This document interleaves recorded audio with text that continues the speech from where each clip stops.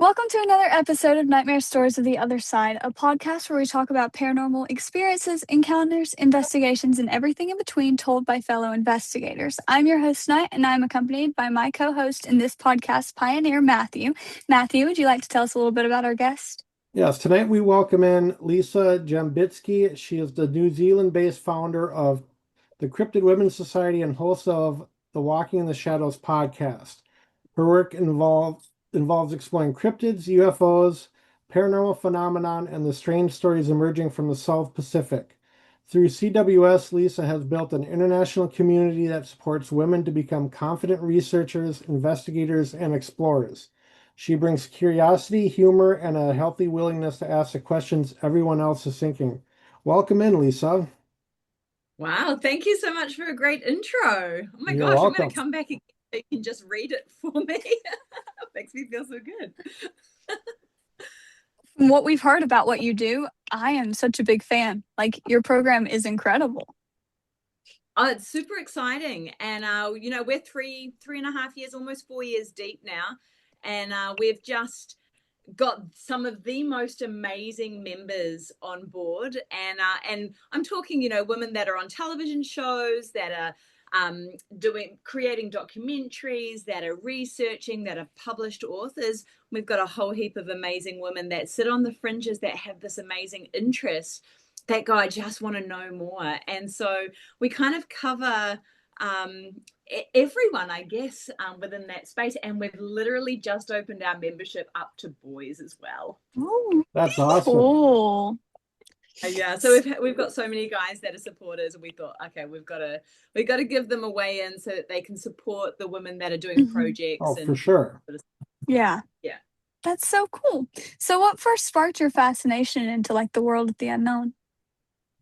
Oh my goodness. So I actually started Cryptid Women's Society with my best girlfriend, Juliet, who lives over in Australia. She's currently stepped out of the business and pursuing a whole heap of other things. She's an author, so she's got so many other things on the go and just couldn't do it all.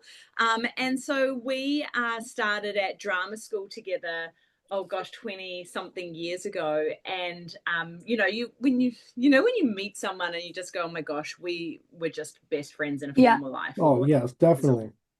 Whatever, something like that. We just went, okay, let's hang out together. And so we've been friends ever since. We've helped raise each other's families. And I had no idea that she was so involved in the paranormal and that sort of space, not in the industry itself, but seeing things and being very connected to all of that sort of stuff. I, on the other hand, have been raised in a very Christian, religious family. So for a long time, there was no gray area. It was simply black or white, good or bad. And from a young age, we grew up in a martial arts background as well, and in a martial arts household. Oh, wow. So we were forever getting kicked out of churches because you can't do church and martial arts at the same time. It doesn't work together. And I never really understood it because I love doing karate and judo and all these martial arts. My dad is breaks bricks with his hands and that sort of stuff. He's that kind of dude. The third dan black belt as well. She's, phenomenal. Little lethal weapon she is. But I never really understood what was going on there and why the stuff was happening. And as you kind of work through, I don't know if you know anything about martial arts, but within the Asian, the Eastern cultures, they have this understanding of energy flow, right? And kind of quantum physics, if you will. And so I was seeing these amazing things happen in the dojo and outside of the dojo where people would have force fields, or they would have this superhuman strength, or just really crazy things. And as a young kid, kind of 10 or 11-year-old kid, I was like, man, this is just really cool. I want superpowers too. And I want to be able to smash stuff with my hands, do these amazing things. And at the same time, I didn't really connect the dots, but I was seeing things. I've always seen UFOs. I've always kind of seen bits and pieces running around the backyard that probably shouldn't be running around the backyard. Those things that you kind of look at and go, oh, what are you doing? Okay.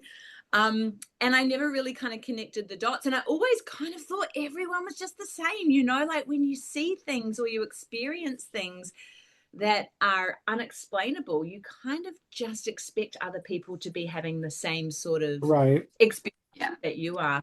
And when Juliet and I started CWS together, we realized that actually not many people are seeing this stuff. We just thought everyone was in the same boat. And it turns out that there are a fair amount of people that are having these experiences, but there's a whole heap of people that just haven't ever had any sort of ghost experience, any sort of UFO experience, anything. Super interested in it, but haven't had these experiences. And so it was a really weird space to be in, but I'm super glad that we kind of followed it through, because now we're in an environment surrounded by amazing people doing kind of weird and amazing things that are phenomenal. Yeah.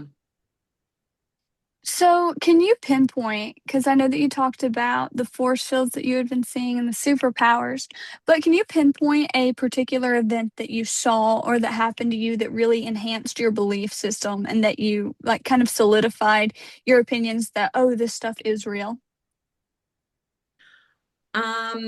Yeah, great question. Oh, I watched, so when I was about 9 years old, in New Zealand, we used to have people that would go around and do door-to-door sales, you know, like they would sell like, you know, vacuum cleaners or Encyclopedia Britannica or whatever. Anyway, so I was only 8 years old, so I'm 45 now, so you're going back almost 40 years, right? So this small, tiny Chinese man came to the door. My dad answered the door and they started talking and stuff, and he was there to sell vacuum cleaners or something along those lines. Anyway, Dad invited him in and I was like, okay, cool. And I was doing judo at the time, and I was quite a high level athlete at the age of 8 or 9. And so Dad invited him, and I remember sitting in my lounge, just sitting on the couch, and this small, tiny older Chinese man was directing my dad around the lounge, right? And so he gave my dad this yellow pages, and in New Zealand, the yellow pages is like that big, like really super thick, super thick. That and it's got used all to of be the here businesses. too. You remember it? Yeah. Yep. It's got all the business pages in it, everything, right? And so he gets my dad, who, if you imagine Chuck Norris, right? That's my dad. Okay. Dad's, nice. Chin ups in the middle of the hallway and like push ups, and he's just that kind of like guy. Anyway, so this older Chinese man gets my dad to hold this yellow pages, and he pushes it into his chest. He said, hold it in here. You must hold it onto your chest. And then he positions my dad in the middle of the lounge. And our dining room was like a big, giant dining room into the lounge, like very open space, right? He was probably about, 4 meters away from the couch, which sat on the back wall. Okay, so he was standing quite far away with his back to the couch, holding this yellow pages in front of him. And I just remember kind of sitting there on another kind of side of the wall, just watching what was going on. And this Chinese man does this to the yellow pages, right? He puts his hand here. This is the yellow pages on my dad's chest. My dad's standing here. And he's like, brace yourself, brace, brace, brace. And he puts his hand like this and he goes like this. Literally that. And my dad flew into the back couch that was against the wall. He flew like 3 or 4 meters into that couch, holding this yellow pages book on his chest. And this Chinese man literally just did this to him. And I just sat there going, oh my God, that's the coolest thing I think I've ever seen in my whole life. Wow. Sure. Wow, that's crazy. That was probably the number one confirmation that I should continue doing martial arts training and understanding how the energy forces work. And I truly believe it's got this amazing connection between the paranormal, cryptids, us as humans, and how we connect to all of that. And that's kind of my perspective, I guess, where I come from. Yeah. So what caused you to want to create the Cryptids Women's Society? Oh, great question. Well, we were in lockdown. So during the lockdown periods that we went through a few years ago, New Zealand and Australia went into really strict lockdowns, very, very strict lockdowns. In Australia and Melbourne, where Juliet was, they were in lockdown for almost 200 days or just over. it was absolutely insane. They weren't allowed to leave 5 kilometers away from their house. Wow. And yeah, to put it into perspective, it was pretty serious stuff. And so during that time, I lost a few businesses. I'm a bit of a serial entrepreneur. I like to create lots of businesses and have lots of weird stuff going on. She lost her job at the same time. She was working for an engineering firm. And so we kind of were talking quite a lot. I was in a really kind of bad place. Just, there was no money coming in. It was pretty serious. And so we started talking, and we started kind of delving into a whole heap of other things. When you've got nothing else on, you're like, oh, I'll just, Right. search for stuff that I've got, interests in. And so we started looking into all of these places and different kind of avenues. And as we started doing that, women, our friends, started asking us about paranormal occurrences and events and encounters, and wanting to talk about these stories and things that they had experienced. At the same time, we had lived together in a haunted house. So it was something that, years ago we were like, okay, cool, we know what this is like. We had a hat man, we've had apparitions, we had this giant paranormal funnel coming through our hot water cupboard, so we were kind of used to it by that point. But these stories that were coming out, we realized that there was nothing for women to be able to kind of get together and share on a generalized kind of basis. Yeah, there's like paranormal places or your UFO places, but there's nothing kind of in between, and let alone the cryptid stuff. Like, there was just nothing. And as we started researching, we were like, oh my gosh, there's cryptids in New Zealand. Oh my gosh, there's like cryptids throughout the South. Like, we just had no idea. And the more we researched, the more we realized that there needed to be this space for women to come and share their stories, where they're not going to be ridiculed, where they're not going to be mansplained, beg your pardon, Matt, Yeah. where they're going to be, traumatized again, because a lot of these sort of encounters are super traumatizing. They're terrifying. They're really scary.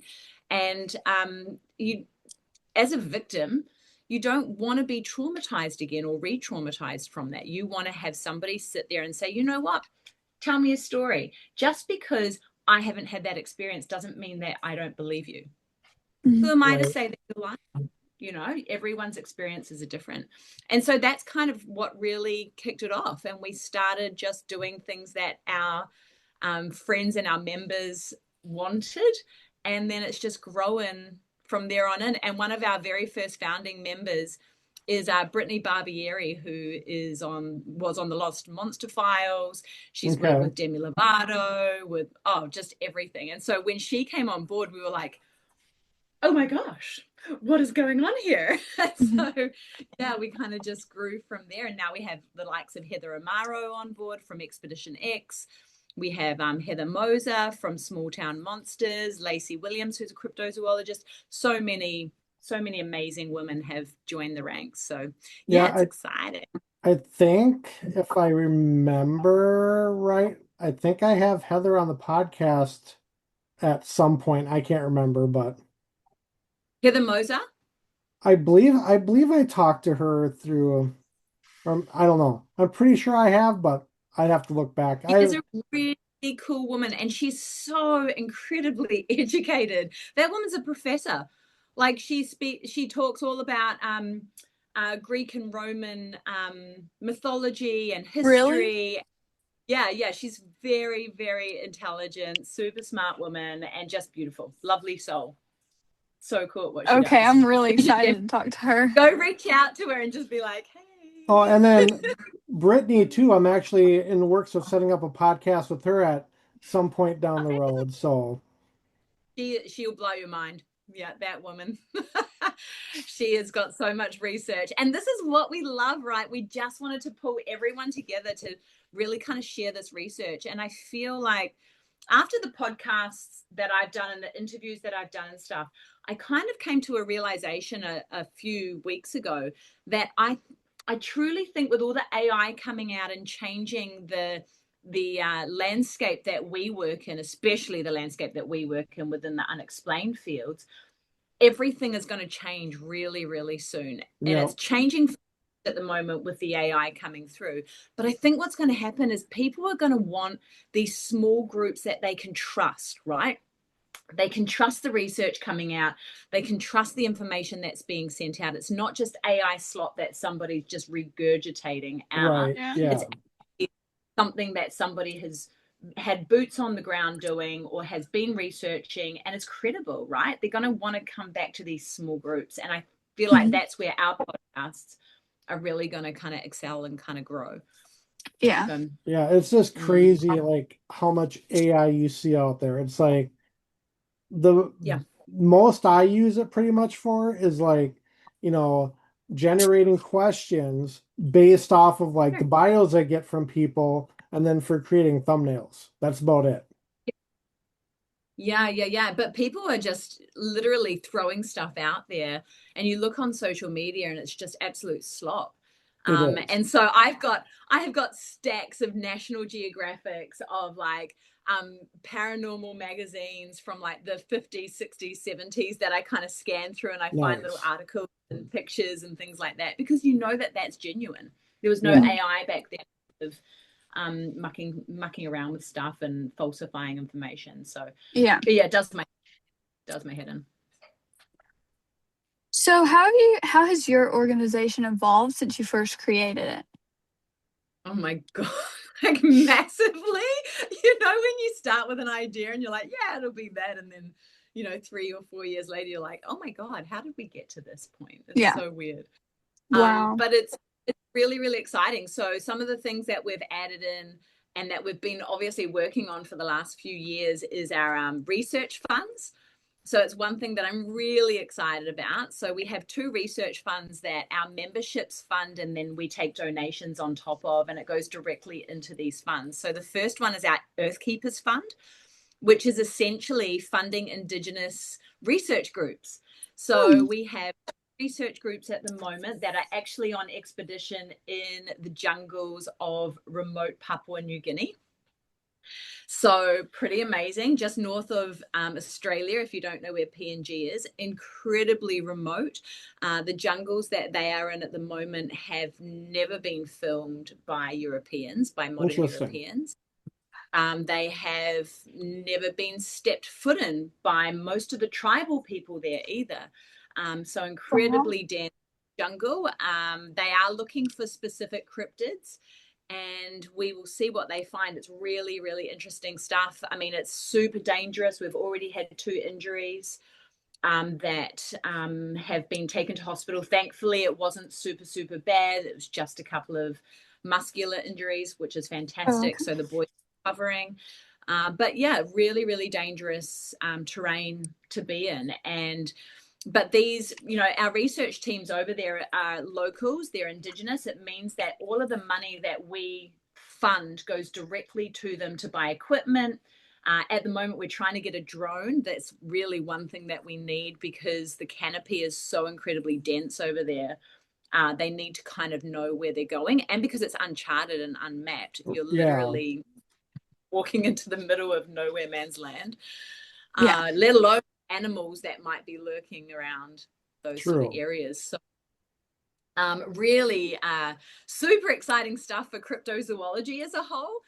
And then you wrap around the paranormal and the supernatural around these creatures and around their cultures and that sort of stuff. So that's our very first research fund that we have up and running, our Earthkeepers Fund. And our second fund is our Trailblazers Fund, and basically that funds all of our members' projects. So to access that fund, all you have to do is become a Truth Seeker member, which is our basic membership. Get in with the girls, and then if you have a project, you can simply apply for it, and we fund it. So it means that if you want to make crochet Bigfoots for Etsy, then let's do that. Apply, let's do it. Let's get you some funding. And it means that all of our supporters and supporters of the women within this industry as a whole can funnel money directly to them. It means that it's not going to go somewhere else. There's no admin costs. We don't take any money from that. It literally all goes straight through to the funds, which is really, really cool. And I'm pretty sure it's the first, but those 2 are the first of its kind. So, wow, that's awesome. That's awesome. Yeah, we're excited about it. So cool. So that's how it's It sounds like it's going great. That's so awesome. So, Thank you. what has surprised you the most about the women who have joined your community? Their willingness to share.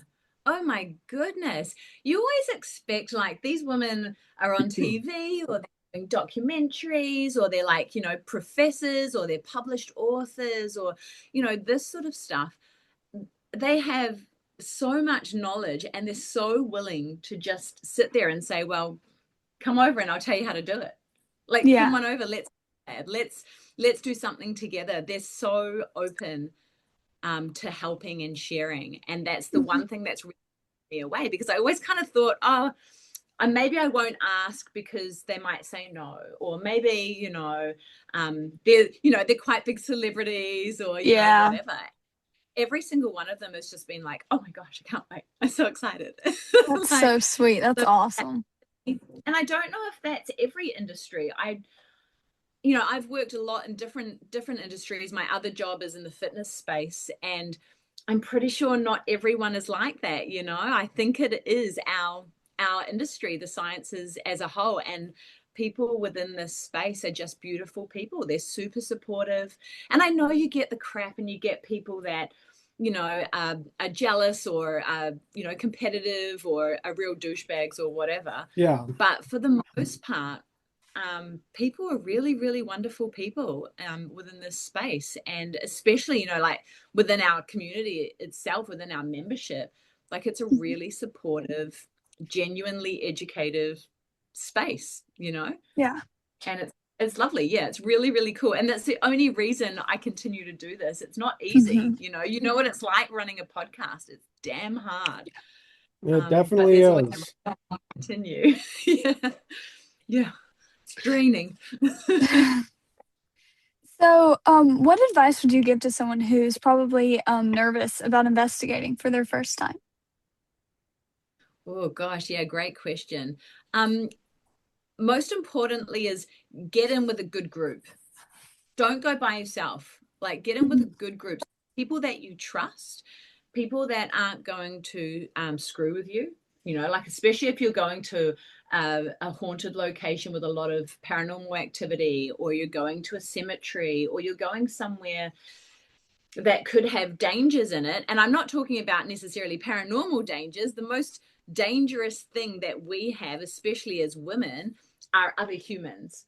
Yep. 99% of the time, it's not going to be the aliens that come down and abduct you or the demon that scratches your back. It's going to be another human. And so protecting yourself and your safety is number one, paramount, most important thing. Mhm. And then the second thing is get yourself a really great group to go with. If you're a little Yeah. bit nervous about kind of going straight into an investigation, like go on a tour. A lot of places will take you on like a group tour or whatever, Yeah. so that you can it and you can see if you can try and connect or whatever. And the third thing is always protect yourself spiritually Mhm. and emotionally, and that sort of stuff. Always protect yourself. So do your protection rituals before you go in. Whatever resonates with you, do that. If you're religious, have a prayer and put a protection on you. If you do Wicca, if you are pagan, whatever, do whatever resonates with you. Always protect on the way in and then cleanse on the way out. So many people take things home with them and they have no idea. Like, Yeah. especially when you're dealing with the paranormal space, correct? You have to cleanse yourself afterwards. Whatever that looks like, do it. And it doesn't matter if no one else does it. You do not need to take home entities that may feel that you are vulnerable and want to stick to you. Yeah. I remember like 3 years ago when I went on my first investigation, I'm like, what in the hell am I doing? Mm, It's like Yeah. I almost backed out last minute, and it's like Really? my best friends group. I'm like, I'm just gonna go because if I don't go, I'm gonna regret it. mm, Yeah. But like afterwards, I was like instantly hooked. I'm like, when do I get to do this again? It's just like an adrenaline rush. for real. Especially if you get activity, right? Oh my Mhm. God. We didn't really have like a super ton, but like probably in the first 20 minutes we were there, like we heard 2 or 3 kids running down the hall laughing. It's like, all right, what's going on? Yeah, that's weird. Yep, that Oh, was awesome. Matthew, guess what we're doing next year? This What will do you do? tickle your fancy. Okay, this will tickle your fancy. All Next right. year, we've just released the new CWS adventures. So we are taking a group of our members, our Truth Seeker members, over to Egypt in October or November. And we have boots on the ground over there. We have members that live in Egypt, and they are going to take us to do a paranormal investigation in one of the temples. That's What? awesome. And apparently they see ghost pharaohs walking around. That would be insane. What? I know. Jade is like, I'm coming. Yeah. Yeah. Next, So next October, hint, hint, I turned 50. oh, Matthew, come. Birthday present. I mean, hey, I'll bring a suitcase if you can like just kind of put me in the luggage department. Right? Yeah. It's amazing how flexible you can be when you need to. Right? When you need to. Well, I mean, I'm a dancer, so I'll try. Folder in half. Yeah. We just accordion into it. Yeah, exactly. But that is that is the scariest thing I could possibly think of, is being stuck inside one of those temple Well, kind of that's just like chambers. Scooby-Doo. Yeah. Right? Yes. Thank you.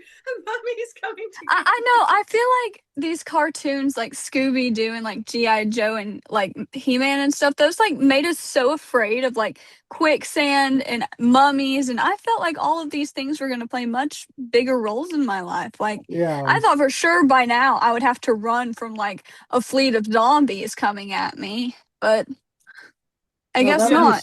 That'll be somewhere down the road yet. And ninjas. I feel like, oh, yeah, like I haven't had to defend myself from ninjas yet.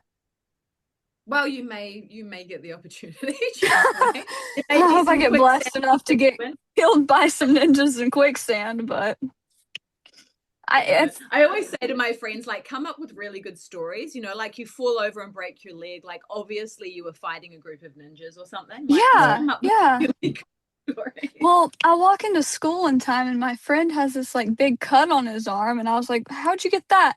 And like without missing a beat, he goes, bear fight. Okay. And I actually bought it because of like how quick he said it. So just come up with outlandish things and say it confidently, and people will buy it apparently. For sure. So now that we're both going to Egypt with you fitting in your suitcases, I'd like to ask, what inspired you to start your Walking in the Shadows podcast? That's the podcast, correct? Yeah, we literally just. Oh, thank goodness. Okay. You've just found a. We literally just got roped into it. We were never Really going to start a podcast, and we got roped into it because our friend Joe from the Ancient Enigma Files, and if you haven't caught up with him before, if you don't know him, you need to go and find him, and I can introduce you to him. He's got a huge following, massive. Right. And he's the nicest guy ever. And he basically messaged us and was like, hey, do you want to come on the show? You can be our first guest. I think we were the first or second of his guests. And we were like, okay, like, what are we going to do? Like, sure. Yeah. And so we went on and we spoke about the Kelly Cahill UFO encounter. I don't know if you know about that. It's a really well-known, famous encounter in Australia. I've heard of it, but I don't know too much about it. Well, in short, a woman called Kelly and her family had this crazy UFO encounter, really clear, very, really, really full on, very, very full on situation. Consequently, from there, she's been ridiculed. She's been forced to leave the state. It's been really, really horrible. She put out an amazing book. So if you can find her book, it's pretty amazing. Kelly Cahill was her name. And so we were like, oh, we'll research this topic and it will be great and we'll come on and we'll deliver this, right? So we did this like fully in-depth kind of interview and stuff. And at the end of it, he was like, oh, do you know, he goes, I'm going to put all the pre-show in, because we spoke for like an hour for the pre-show as well. And so we did, and the pre-show ended up being better than the topic itself and having more viewers.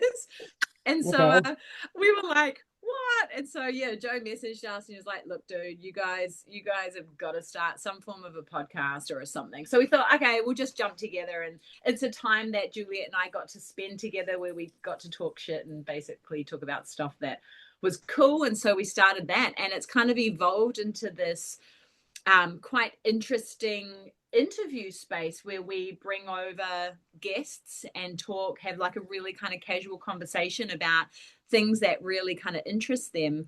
And now our episodes are on the Cult of Conspiracy Network, which is really exciting. So weekly you can jump into their podcast and listen to our episodes. We run Patreon now as well. That's where our membership is, and all of our episodes go up into there. And I'm just about to start doing lives on YouTube again, which will be really, really fun because I love doing live shows. So that'll be some sort of a live topic talk about something weird in the South Pacific, I'm sure. Okay. So how do you go about choosing your topics and your guests for your podcast? Oh, it's really about kind of, number one, I'm a big believer that the universe puts people together. Oh, definitely. And they cross paths for a reason, right? So I'm kind of open to that all the time. I'm like, oh, who am I going to meet today? And then whoever kind of shows up and really resonates with me, I'm like, yeah, let's get you on the show. It doesn't matter how big your show is, or small, or be in a show or not in a show. It's irrelevant. I truly believe that everyone has something really special to offer, and if you have an interest within this space, then you should be able to feel comfortable and come onto a show and talk about your experiences if that's what you. But we have some really amazing cryptids and paranormal encounters and UFO stuff and ancient societies and civilizations down here in the South Pacific. And that's kind of where I really focus in on. Although the CWS organization is worldwide, I kind of sit down here and I go, yeah, there's so many cool things down here. And I kind of like to just bring that up to the US market, because cryptids tend to be very much US. There's not a lot of coverage around in other areas. So I just kind of like to bring all of those sort of weird and unexplained things to the forefront. Oh, definitely. So have you ever had a guest come on and just completely change your perspective on a topic? Oh, God, every week. Really? Wow. Every week. Every week. I actually, like 2 weeks ago, I spoke to David from Down the Rabbit Hole podcast, who has a massive follow, like almost 1 million followers on Instagram. It's absolutely insane. And he is just such an interesting fellow. And he was telling me about his personal encounter of what happened to him in regards to what he believes is changing timelines. He believes he jumped timelines, and that saved him from this house fire. An entire project on that. I'm sorry, I didn't mean to interrupt you, but yeah. Well, that really changed my view, because I was like, wait, what? You jumped timelines? Are you sure? And he was like, yeah. He goes, I fell asleep, but I don't remember falling asleep. But then I woke up and I don't remember waking up. And he was like, I'm pretty sure the guy that fell asleep died in that fire or got really injured in that fire. And he said, I think I jumped timelines, woke up and escaped the fire. That's crazy. Really mental. Yeah, really mental. You should definitely listen to that episode. If you're listening to this episode right now, go over to our channel or over to Down the Rabbit Hole and listen to that episode, because it's wild. It was really crazy. So that kind of clears, well, in my book, it would clear the next question. But which episode have you had that surprised you the most? Oh, yeah, that. Okay. I just sat there through that whole episode, just my mouth was open. But also the week prior or the week after that, or it might have just been last week, I spoke to a guy called Brandon Kroll. So I've had a couple of episodes with Brandon now. He's really cool. He's very much into the conspiracy space. He's really, really clever. He does etymology, which is the understanding of words and how words have been changed and adjusted.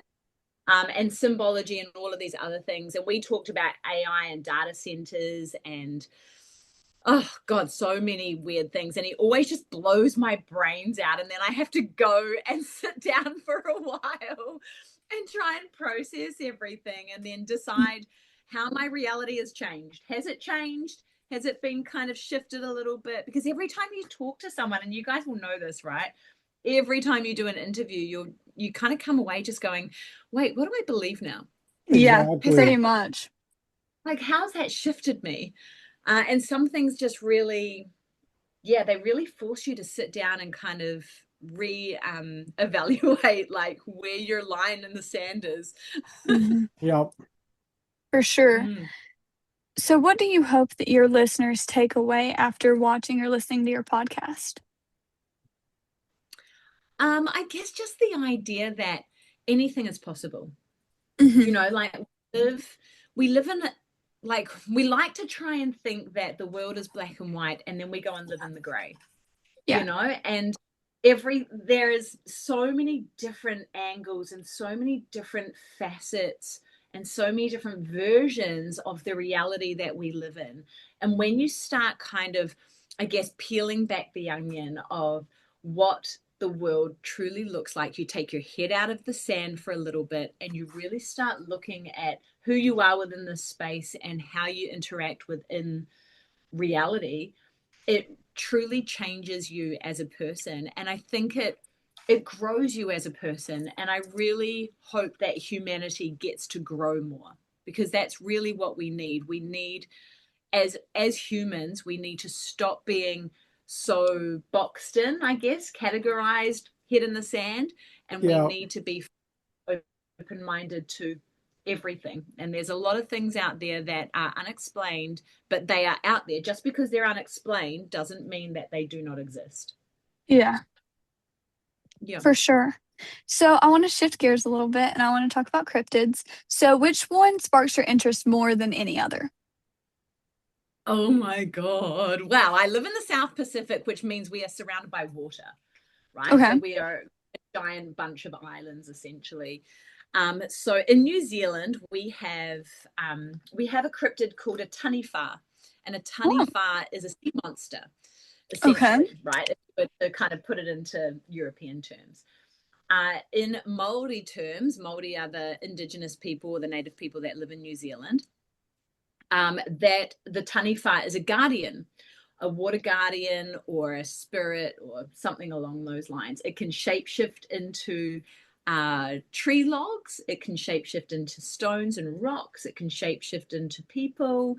It can shapeshift into all sorts of things. And there's so many stories of people watching logs in the river going upstream. Things like that. That's crazy. Which is really odd. Yeah, really, That's really so odd. awesome. So that's how we know that. How did you first learn about them?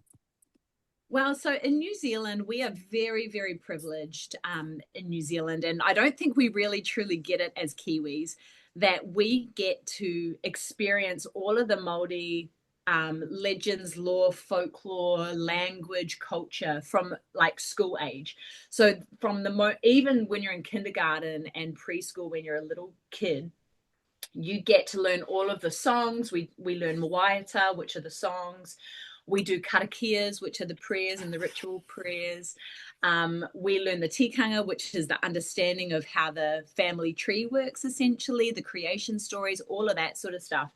And so the songs that we hear when we're in primary school, when first started school, are songs about taniwhas and songs about all the, we put in quotation mark cryptids, right? That's the European kind of wording for it. But in New Zealand, in Aboriginal law in Australia, they're not cryptids. They are simply parts of the creation law, parts of the law of the land, parts of the culture, parts of that connection.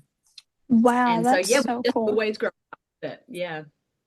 I've always been so fascinated with New Zealand itself because whenever I was younger, I was really obsessed with The Hobbit, and they filmed a lot of it there.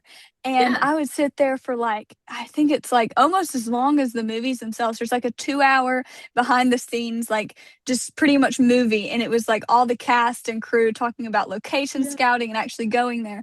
So I spent so much time just like admiring where you live. So I think that it's so awesome that you live there and it's so beautiful. So, My gosh, Jada. Yeah. So we actually filmed Lord of the Rings. So Juliet and I were in drama school at the time, and so most of our drama class ended up in Lord of the Rings in one way or another. That's awesome. Literally down the road from my house is the Pinnacles, where they filmed all of the castle shots and stuff. I'll take some photos and I'll send them to you. please do. I think it was, I can't remember if it was last summer or a year and a half ago. My neighbors were down in New Zealand and they brought me this little trinket back. What is that? So I don't know, it's like a magnet. It says down under New Zealand, and it's like this little cube in there that has like all different kind of symbols on it. Aw, is there a kiwi on there? I bet there is. I'm sure there is. There's the country, some kind of bird, a Yeah. ram. But yeah, I'm sure that, yep, there is a kiwi on there. Yeah, we have a lot of sheep. So kiwis are really, really interesting, right? Kiwis are our national bird. They're like little puff balls of fur and feathers with a long beak, and their nose is actually at the end of the beak. Yep. Which is crazy. Like it goes all the way down their beak, and so their nostrils are at the end of the beak. But one of the weirdest things, and we have kiwis around our property. We live just next to the Tararua Ranges, which have Bigfoot in them. And we're about a 10-minute drive from that mountain range. And so we have kiwis around our property. And when you hear them kind of calling for a mate, they sound like a little girl screaming. Oh, geez. It's horrible. And like my bobcats. husband came running in.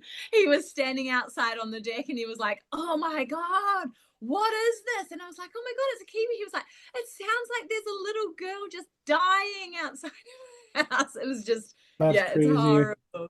Really horrible. But they're lovely little puffballs.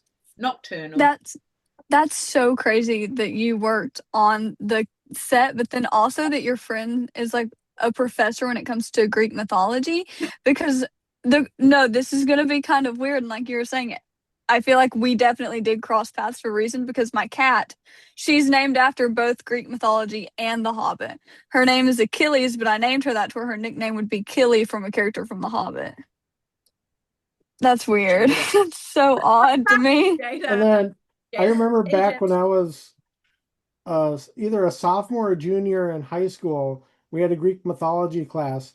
I had the seniors cheating off me because I was so good at the class. Yeah.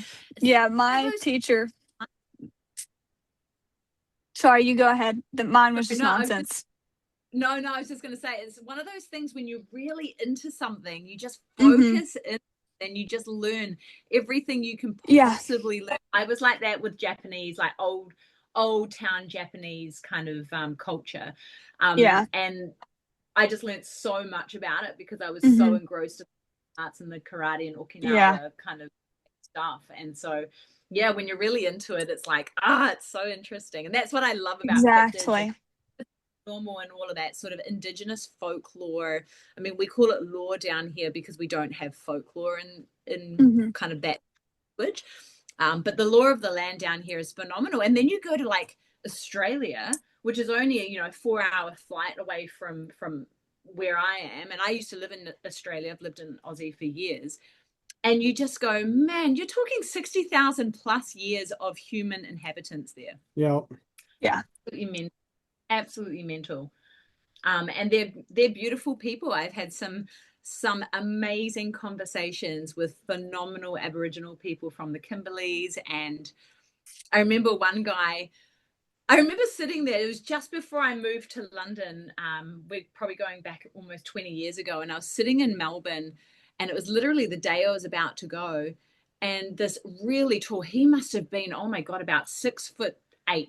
He was huge, enormous, big, really dark skinned Aboriginal guy with really, really long curly hair came and sat down, and I just, sat next to him, and he looked at me and he goes like this, "You're not afraid of me." And I looked at him and I was like, should I be? I was like, at the time I was training every day doing karate and stuff. And I was like, should I be, mate? Like, what have I got to be afraid of? And he goes, no, most people are though. And I said, well, you're quite tall. And he goes, yeah. And so we started talking and told me that he had come all the way from the Kimberleys, which is in the middle or kind of to the west coast. Oh, never eat so. Yeah, west coast of Australia, all the way down south to Victoria, Melbourne, because his wife and his son needed to go to the hospital or whatever. And I said to him, man, it's a really, really long way. And so we started talking about our journeys, and I was just about to go to London, and I had a greenstone. Do you guys know what greenstone is? No.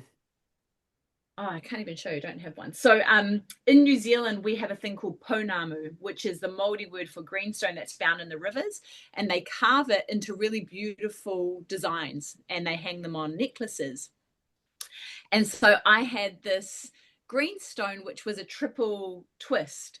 And I had that carved by my friend's grandfather for my 21st. And I had it on my neck. And he grabbed my greenstone and he said to me, when you go to London, you have to turn it to the back when you're in the airplane so that you can leave your memories behind, and they'll stay there. Oh, wow. Well, that's cool. And I went, oh, wow. Okay. And so I did that. And you know what happened? Get this right.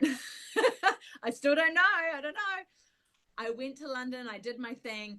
On my way back home after about a year, I had my pounamu, my greenstone necklace, on my chest on my way to the airport.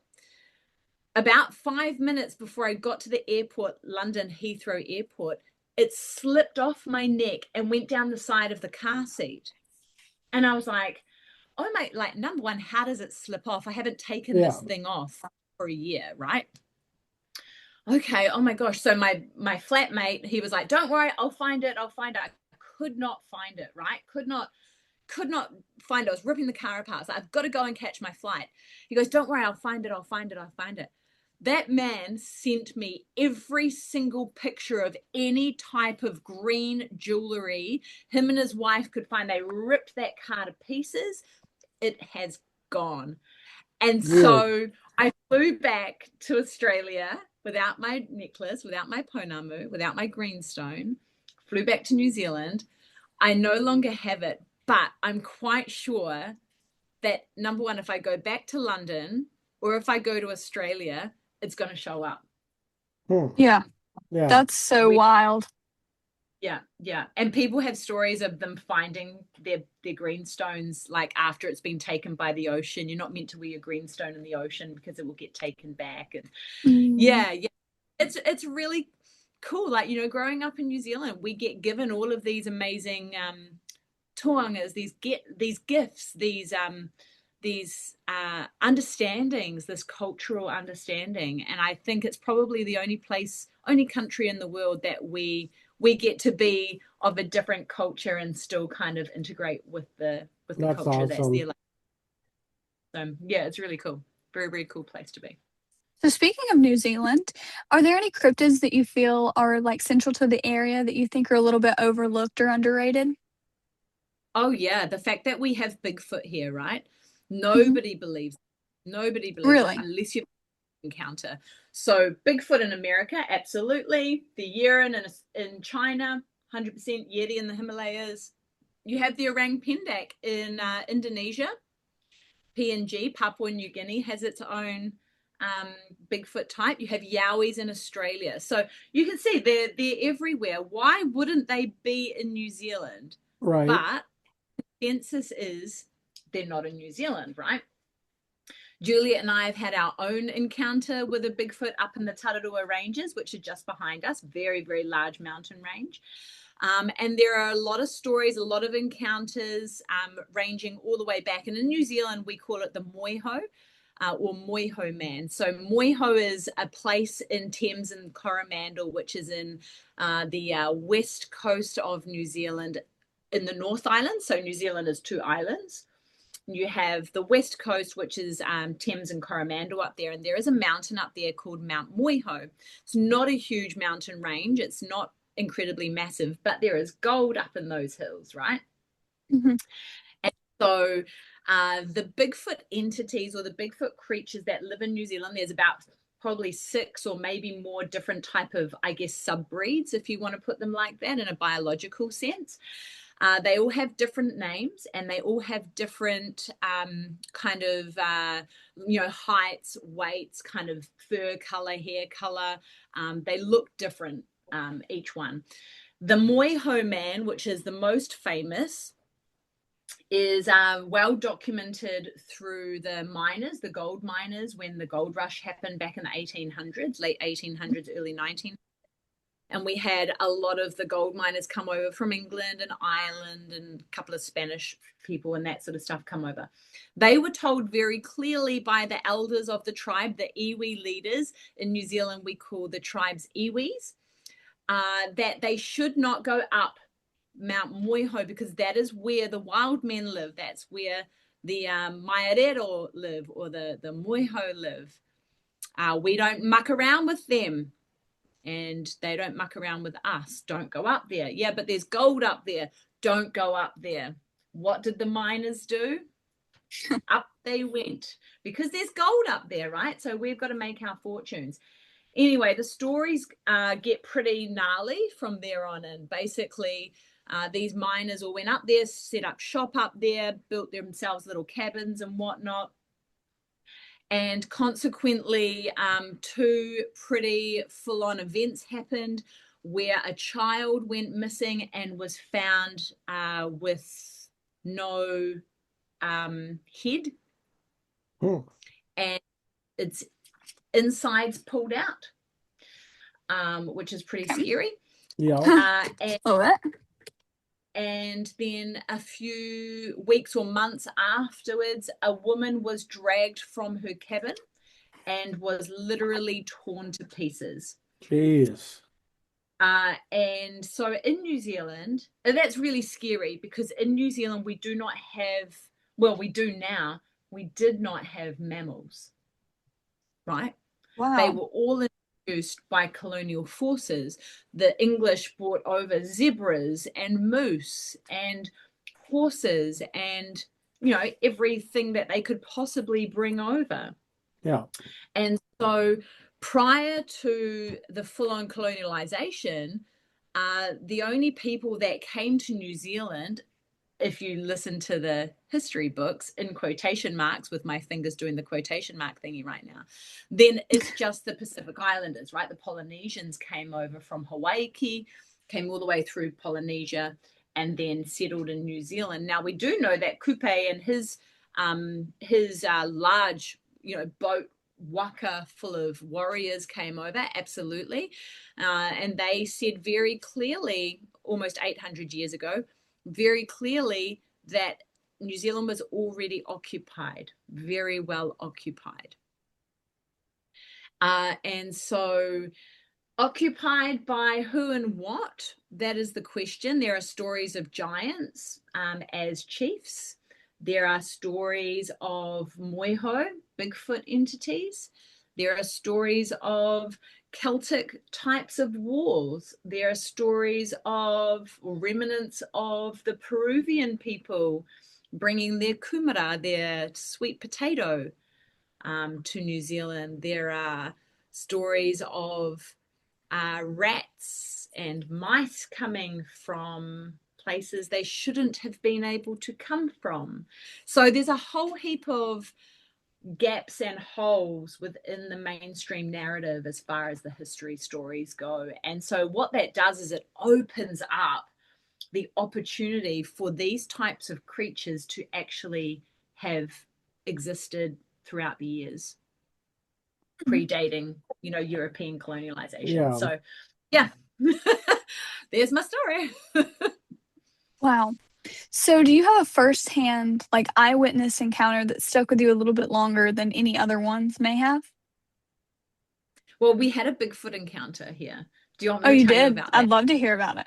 Definitely. Yeah, it's wild. So I haven't had a Yowie encounter in Australia.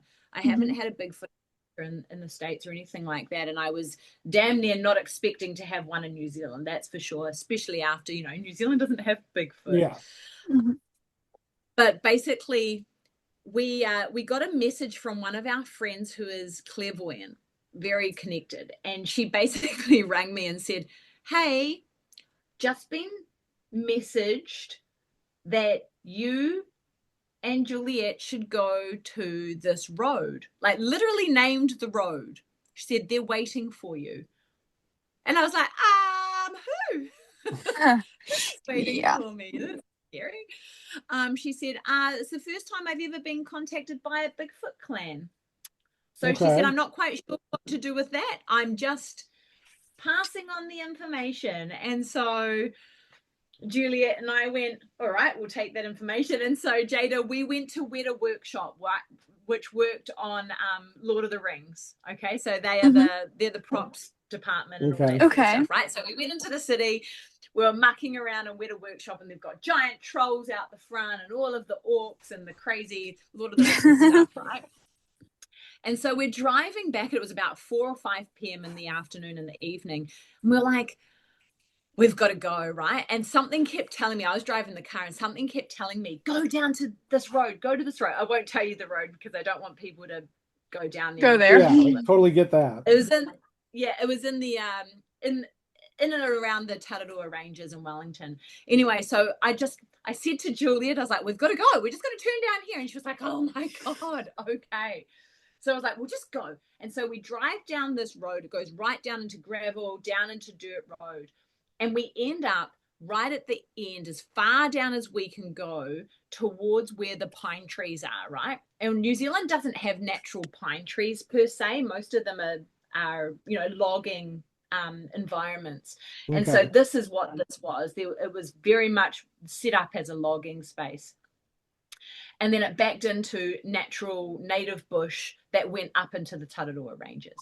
Anyway, so we're like, okay, there was a couple of people there dirt biking and that sort of stuff. There was probably about 3 or 4 cars. So we thought, we'll just go for a walk, right? We're not equipped to go up the mountain. We're in sand shoes. We've just come from Wellington CBD. Like, we are not ready for this. We've got beautiful makeup on. Okay. We've been filming all day. So we're walking down the road, down this gravel track. There's no one there. It was like a Saturday or whatever. And so we're walking down this road, and we just kind of stood there and went, okay, show us where you want us to go. You wanted us to come all the way out here. We're here. Tell us where you want us to go. And both of us kept getting told, you need to cross the river, right? So on the right-hand side of us, there was this big, long river, and we kept trying to find places to cross. And where that takes you is up into the ridgeline of pine trees, right? Okay. So I was like, okay, yeah, I know where that's going. So three times we tried to cross the river, and we just could not find a place that wasn't like kind of neck deep to cross. And so we basically stood there and went, right, we can't cross. Show us where else you want us to go. And so Juliet and I went, okay, we're obviously meant to go up this hill. So we're like, okay, cool, we'll just do what we're told. So we trekked up this hill. There's no paths, there's no trails, nothing like that. And in New Zealand, there's no apex predators in New Zealand, right? There are stags, deer, there are bush pigs, boars, and there are goats. Okay, that's it. Those are the only 3 things that you're going to really encounter up hills and that sort of stuff. So we had walked already from kind of where those other cars were for about 25 minutes. So we were pretty deep into the logging space. So we decided we'll walk up this hill. And when I say walk up, like, we'll use the trees to drag our asses up the hill. Right? Yeah. We come across, there was no track. So we're like, okay, drag ourselves up. We come across, number one, this pile of bones, right? And Juliet and I have grown up in the bush in New Zealand. We're both ex-farm girls. We're both Department of Conservation, reservation land. Like, that's how we've grown up. And we stood there and we're like, what the hell is this? A neatly placed pile of bones. It just doesn't happen, right?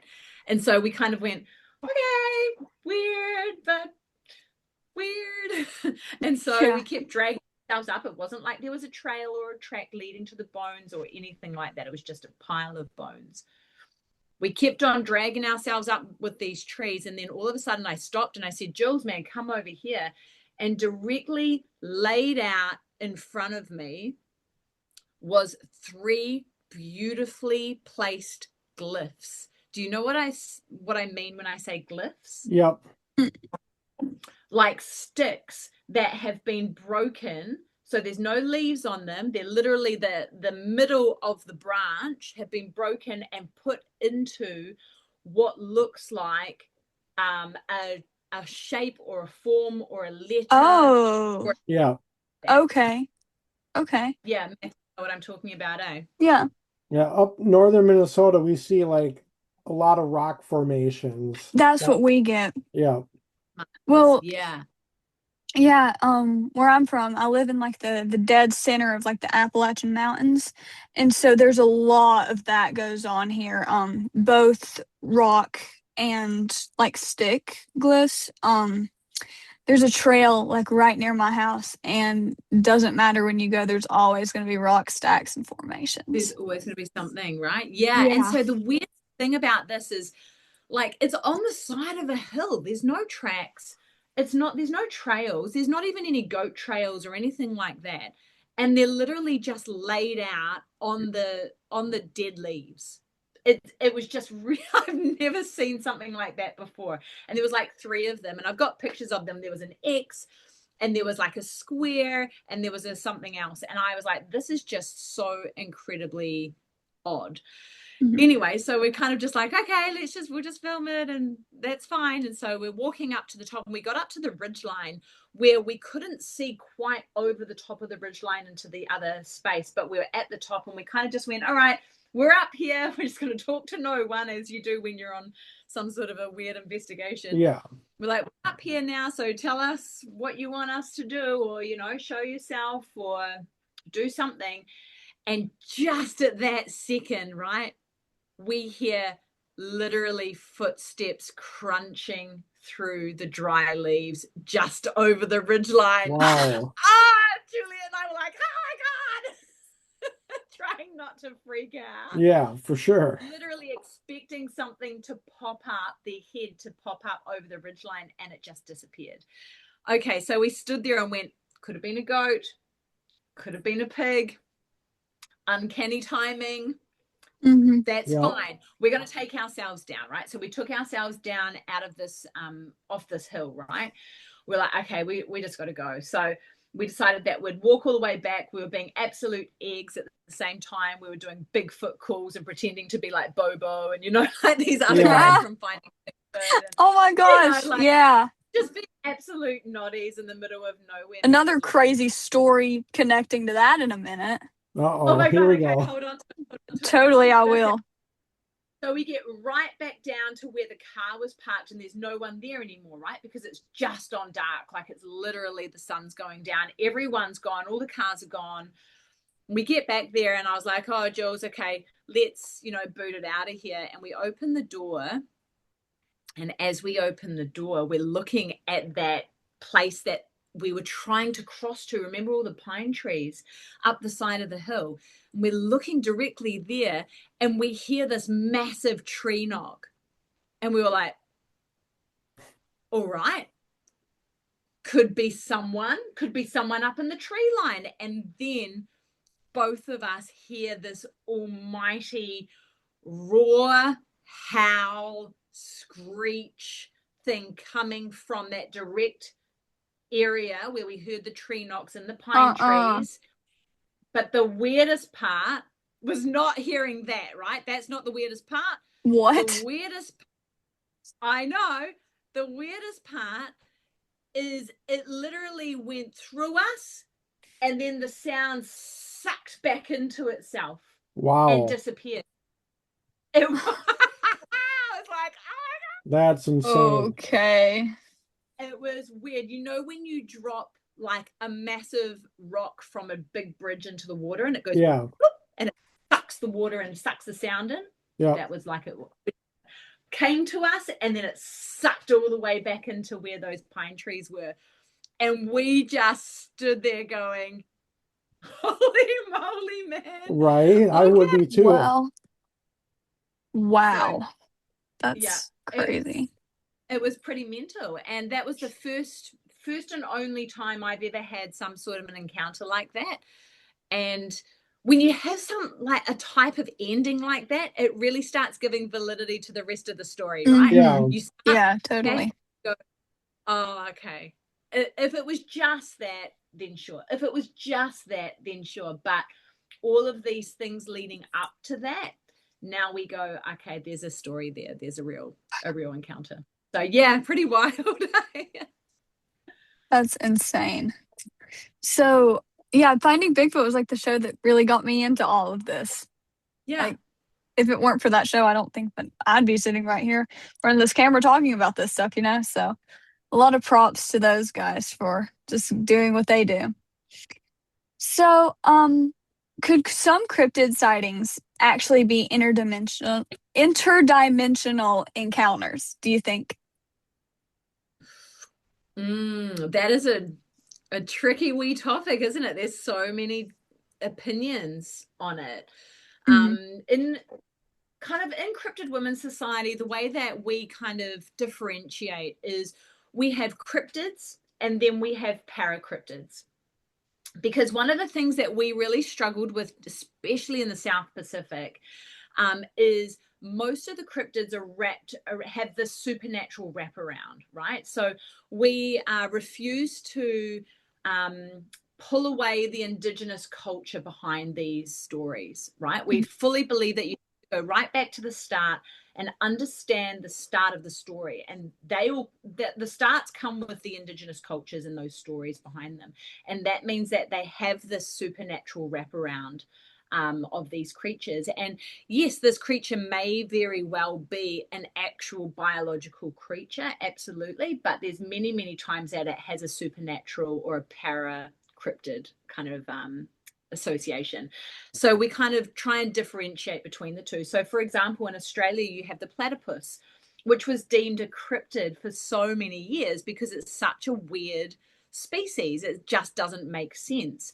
And so he would fit into the cryptid space. But the bunyip, for example, in Australia, which is seen as a shape-shifting billabong kind of water entity that will steal you from the side of the creek and basically destroy you, that may look like a cat with webbed feet with giant saber-tooth fangs and red eyes, but it could also have a fish tail, and it could also have a big snout and and it's shape-shifting. And if you speak to any of the Aboriginal elders, they will tell you not to take photos of it. And if you do have a photo, then you have to get rid of it because it will be attracting it. And, like we've heard so many crazy stories like that. But they're not made up stories. And I think that's the one thing that I've really come to understand in the research that I've done, especially in the South Pacific, is they don't make stories up. The indigenous cultures don't make stories up. These come from encounters. And like I was talking to my mum's husband, who is Māori, he is one of the kaumātuas of one of the iwis here. And he says to me, he sits me down, and he goes, and I love him to pieces, he goes, "Oh, you white people." He goes, "You make up stories all the time." He said, "You have all these weird stories and funny stories and things." He said, "We don't make up the stories. They're just the things that happened. They're just the things that happen." And I think this was in relation to talking about the giants that were the chiefs of the tribes in New Zealand.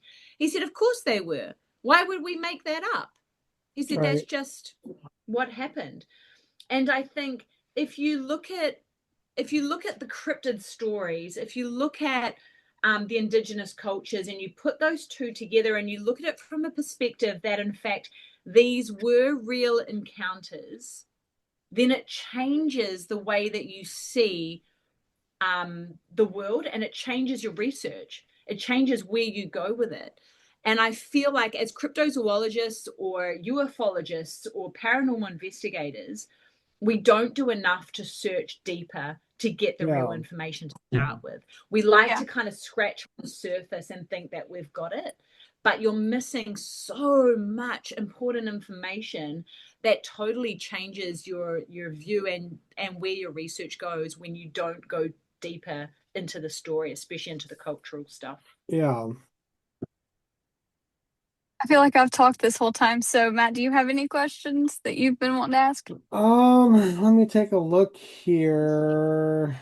I've just been kind of trying to follow you as you've been going down the list.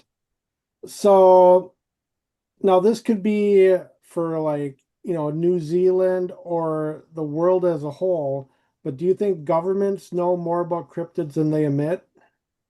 Oh God, yes, 100%. And my one piece of credible evidence is Australia and the Tasmanian tiger. Do you know the Tasmanian tiger? It's a very long marsupial with stripes all the way down its back and a long tail. It's called the thylacine. Okay. Yeah, so if you don't know what it is, search it now. Have a look. Tasmanian tiger, okay? So the last one in Australia in captivity was 1938. And Okay. obviously in Australia, you have Tasmania, which is the little island at the bottom of the continent of Australia. Yep. And they were said to have lived in Tasmania predominantly, and in the mainland they have different subspecies of the thylacine or of the Tasmanian tiger, but they were said to have died out 20,000 plus years ago on the mainland. Okay. Now there are thousands upon thousands of sightings every year coming through on the mainland of Australia.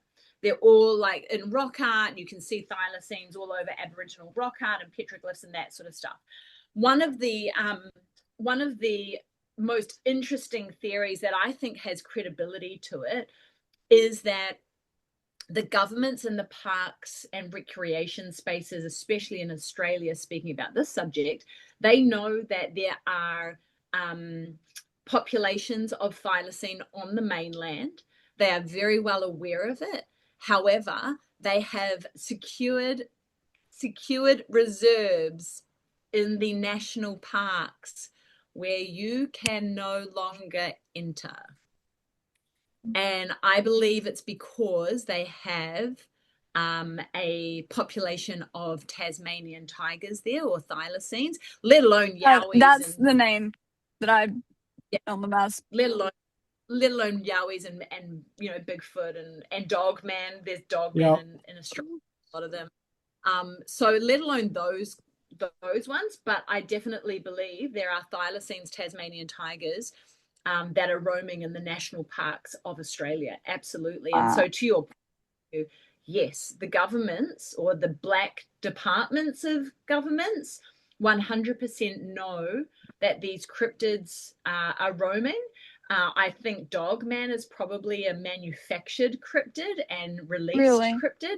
Definitely Bigfoot and these other types of cryptids in quotation marks. I mean, a thylacine is not necessarily a cryptid because we know that they existed. There is just a huge cover up going on with this marsupial because why? Money, right? They want to clone a thylacine and bring it back to life, but there's already populations of thylacines running around. So stops the money flow to the universities, doesn't it? Yeah. Yeah. All right. This is territory enough. This is gonna sound like a little bit of a dumb question. But sorry, I've been this whole time that you've been talking, I've been Googling stuff that you've been talking about, but I figure I'll just ask this one. What's the difference between a dogman and a werewolf? Oh, great question. Great question. So we actually did a topic talk on this a long time ago. Great. Okay. YouTube.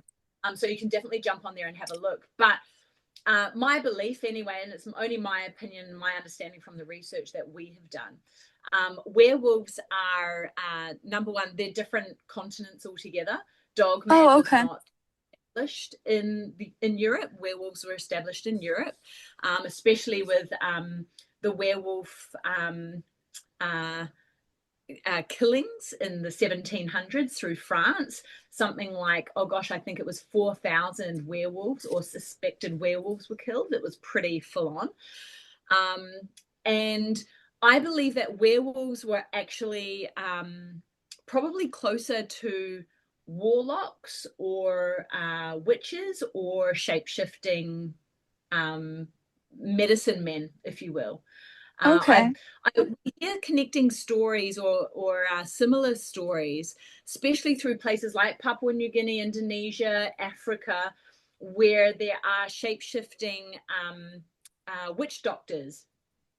And a lot of them can shapeshift, skinwalkers to be, one of them as well, Native American Navajo, that can change into wolves or dogs or that sort of stuff, and then change back. Apparently it's quite traumatizing and difficult, but it is doable. So whereas Dogman, it's very interesting, right? There are no Dogman sightings in Australia pre like 1950.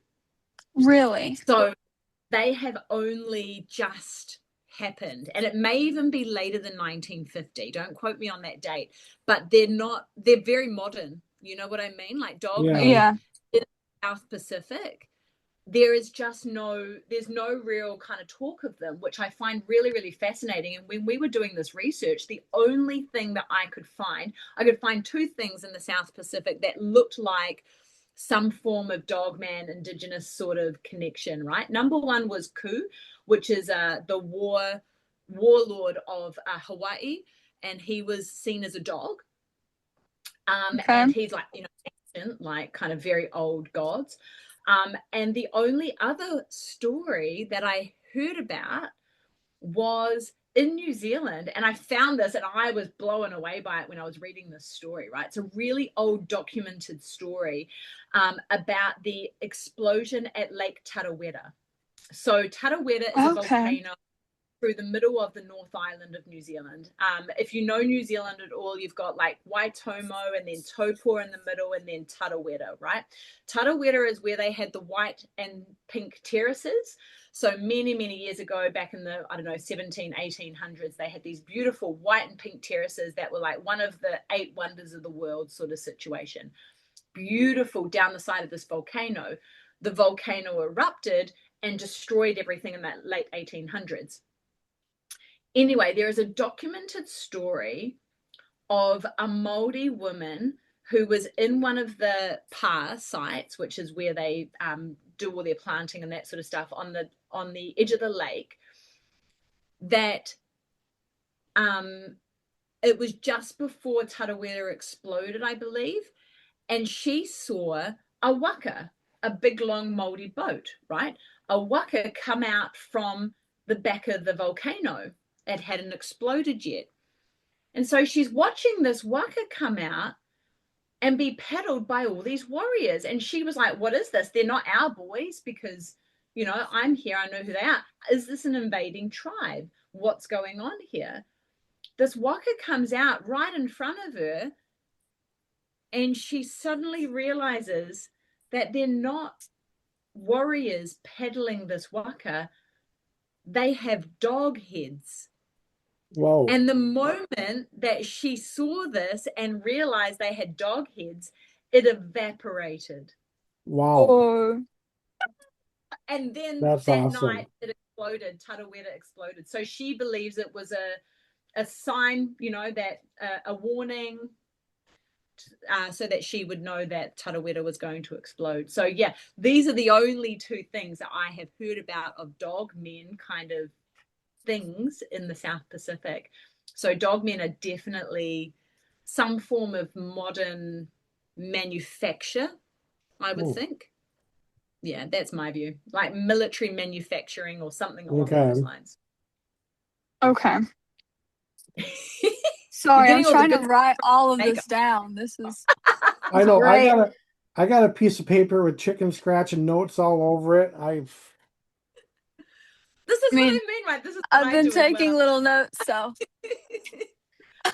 Yeah, it's all right. wild. Let's see. Let me get us back on track. Okay, so we've kind of already answered a lot of these. Yeah. All right, what first drew you into UFO research? Sure. I've seen UFOs my whole life. Like I've always seen bits and pieces flying around in the sky, especially when I was really young. Like I've seen, a lot of kind of silver silver entities flying around in the sky. And New Zealand doesn't have an air force. Like we were joking the other day that the 2 Iroquois helicopters we have are our air force. And so we're basically screwed if anyone wanted to invade us. we're done for.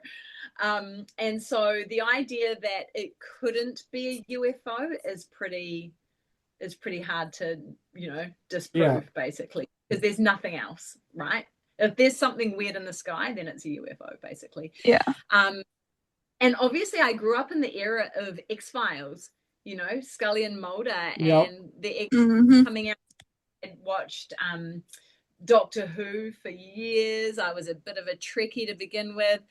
I grew up on X-Files and Stargate and that sort of stuff. And like getting into UFOs was just part and parcel of it. But I truly had no idea how many encounters New Zealand itself had, and then moving into like the rest of the South Pacific until we started Cryptid Women's Society and started researching into our own backyard. Had no idea.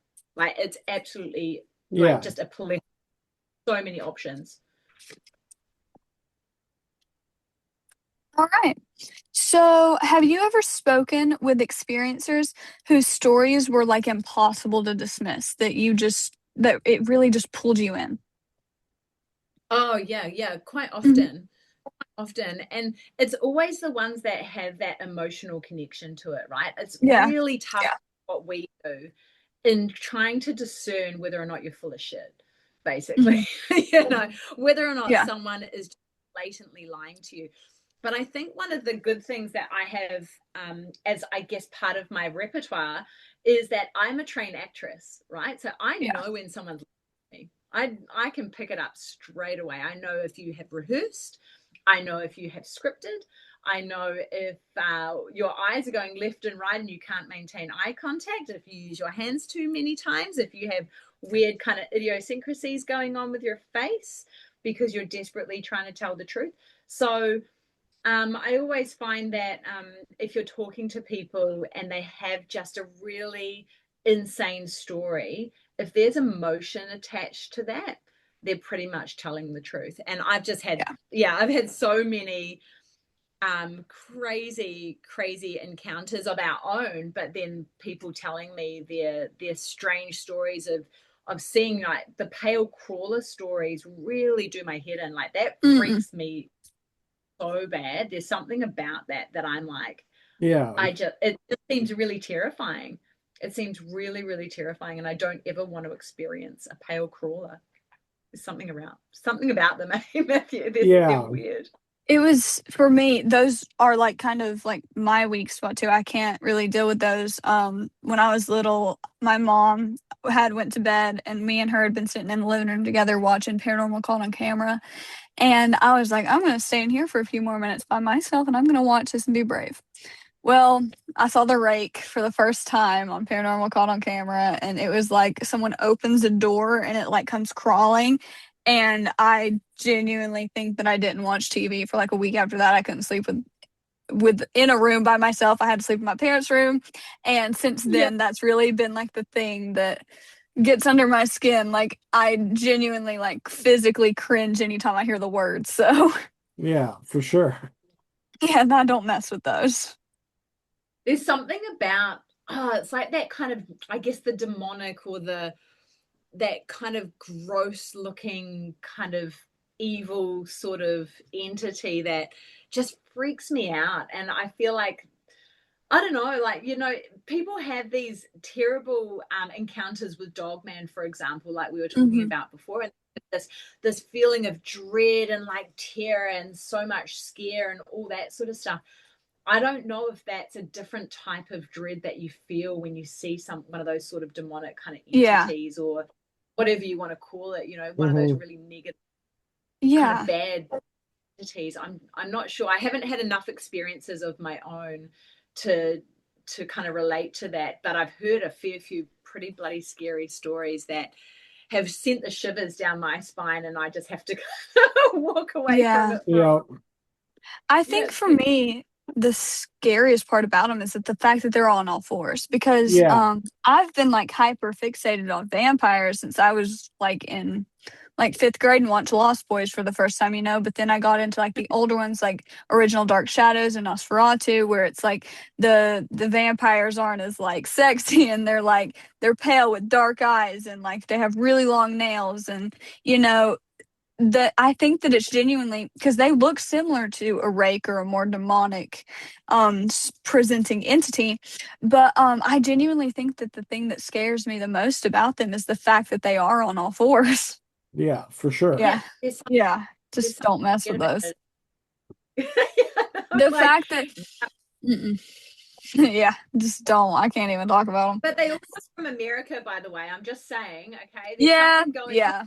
that I'm not sure if it's like the Ouija boards that you guys are all doing and not closing the portals, Or maybe maybe Americans are just D1 bullshitters, Could be. I think that might have something to do with it. I think so. I don't know. I always kind of think to myself, like, what if one story was real? Yeah. Like, that's all you need, right? Out of all of the stories about all of these entities, if one story is real, then that changes everything, right? That gives total validity to someone else's stories. If Yeah. one story, if there's one piece of proof, and it's mental, and that is the sole reason that we started the Earthkeepers Fund, was because imagine if they go into the jungle and find something that shouldn't be there. Yeah. Imagine if they got some form of DNA evidence to show that there is a dinosaur still living in the jungles in Papua New Guinea, or there is a thylacine over there, or there is a giant Salvatore lizard 20-foot long still living there. Do you know what I mean? Like, all they have to do is one little piece of DNA, and it changes everything, and it gives so much validity to every other story that has ever been told about it. Mm-hmm. Yeah. It's just a picture. So yeah. So Lisa, I have the perfect question for you right now then. So if you could ask the unknown, regardless if it's cryptids, spirits, anything, if they were listening right now, what is the one question that you would ask? Oh, Jesus. That's real. I would ask Jesus. Really ridiculously hard question. I kind of want to know how they come and go. Okay, that's really valid. Like, I understand how reality works and the dimensions, and I've got a good kind of understanding around that sort of thing, but how do you get from one to the other? I like the practicality around it. Like, tell me how to do it. I want to know exactly how to push the button on that thing to make it happen. Yeah. So that's the question, right? Is sure, we can have dimensions cross each other, and like lots of cultures talk about the 8 different dimensions and blah blah blah blah blah, and CERN's like, oh, there's 18 of them and we've crashed a couple, and whatever. But how do you get from one to the other? How do you reverse them? Wait, Matt, what would be your question? Oh, put me on the spot. I don't know. Come back to me. I have to think of an answer for that. Okay, I'll ask you whenever I ask her my last question. Okay. What about you? I would ask them. I'd totally ask what like, how did you become what you are? Like, did you just open your eyes and this is how you were, or were you cursed, or da da da? Like, because I also want to know how to become one. So maybe that's why. It answers so many questions in that one. Actually, now that I think about it, it's just like, okay, so like, we're investigating the paranormal and the cryptids, but like, I kind of like to know if, they're doing the same to us. Are they investigating us? Yeah. Yeah. Question. Oh gosh. Livy, are you okay? Okay. Sorry. I heard something happen and I thought that my cousin just like died over there in the corner. Just the cryptid trying to come through and answer the question. Yes, Right. I think she is the cryptid, if I'm being so honest. She's been laying in my floor for like an hour and a half, eating pickles with her hands out of a jar. So Wait, doesn't she maybe lay she on your is. floor every podcast? And you just Every don't see single her? podcast, she is in the floor down there. That's how you're meant to eat pickles, by the way, with your fingers Like, out of the jar. Libby wave. Oh, yeah, hiding way over there. I Oh, told so her she funny. can lay on the bed, but she opts for the floor, so she's weird. Yeah, well, maybe she doesn't want to be seen. I'm glad she doesn't. She just needs to sit over there and doesn't need to be heard either because she says some outlandish stuff. All right, sorry. Enough about my floor cryptid. Have you ever noticed patterns among witness reports from the South Pacific?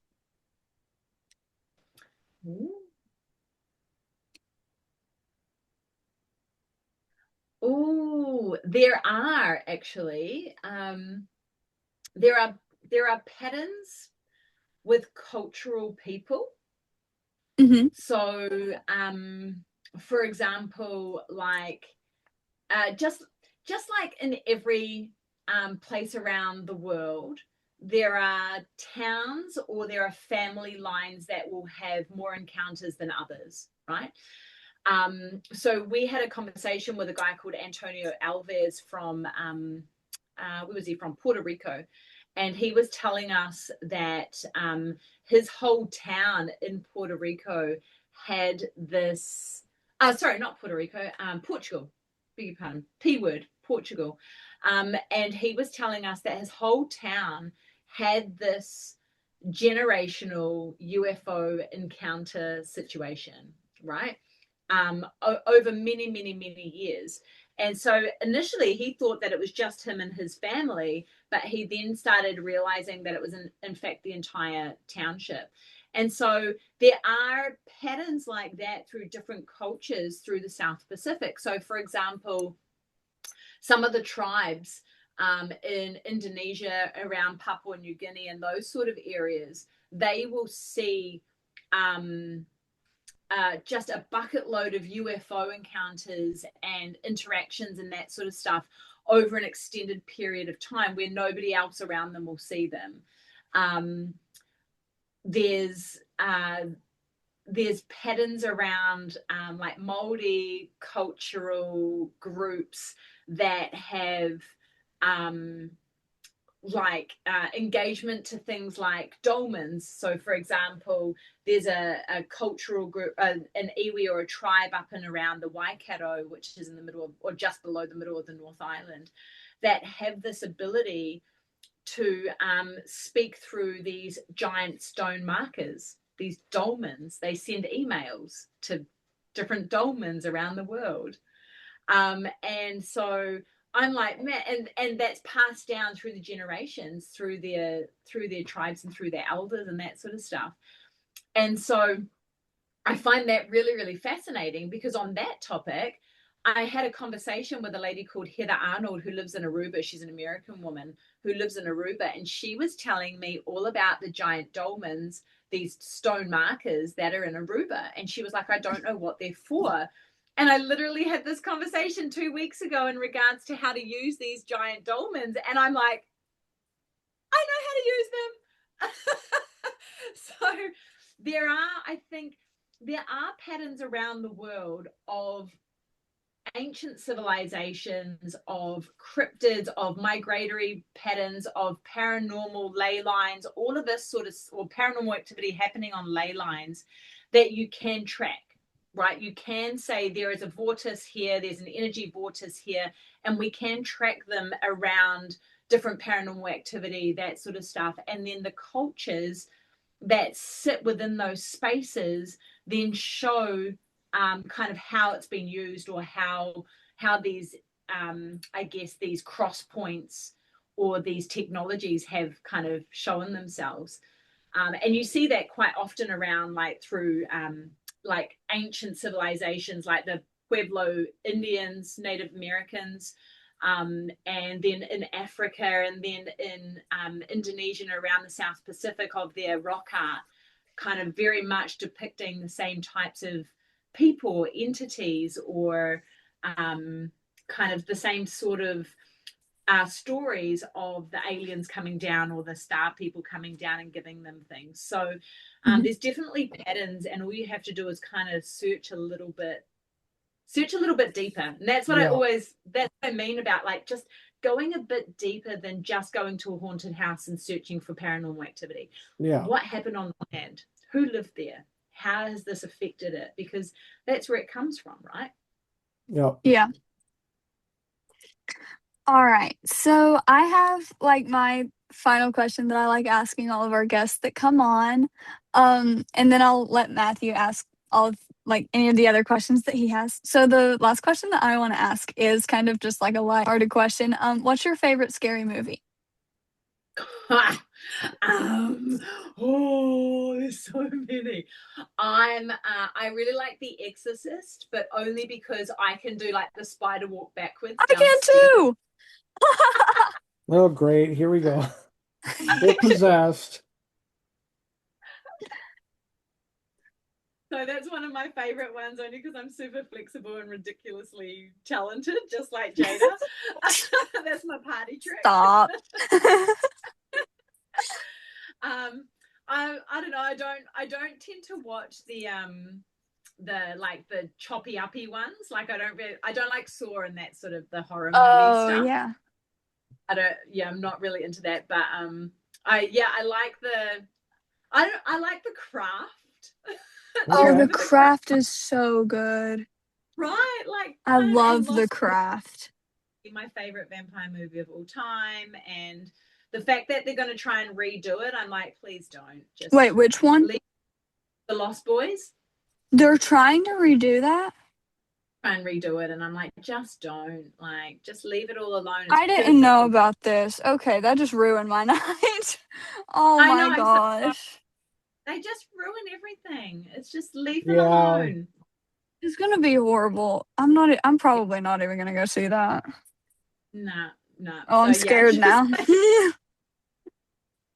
Okay, I don't know if off the topic of movies, I don't know if the two of you noticed, but you said it's like 4 degrees Celsius, so it's freezing cold where you are. But I just saw something go across the bottom of your screen, like a white orb or something. Probably. Oh, there's a shit ton of sunshine coming in at the moment, so that's why I'm like burning. What time is it for you? It's 1:45, so it's just almost afternoon, but it's really cold, and I'm sitting here with my heater on, and I've got oh my gosh. Oh my gosh. But we, like I said to you, like when we first started, Matthew, like anytime we talk about paranormal, we either get cut off or we get like crazy orbs everywhere, or weird stuff happens. But yeah, this thing was like huge. It went from the side of the screen where the red is the other way. I'm just like across the bottom. I'm like, okay. Yeah, that way. That's what happens when you talk paranormal stuff. So anyways, talking about the paranormal. So are there any haunted locations in New Zealand that deserve international attention?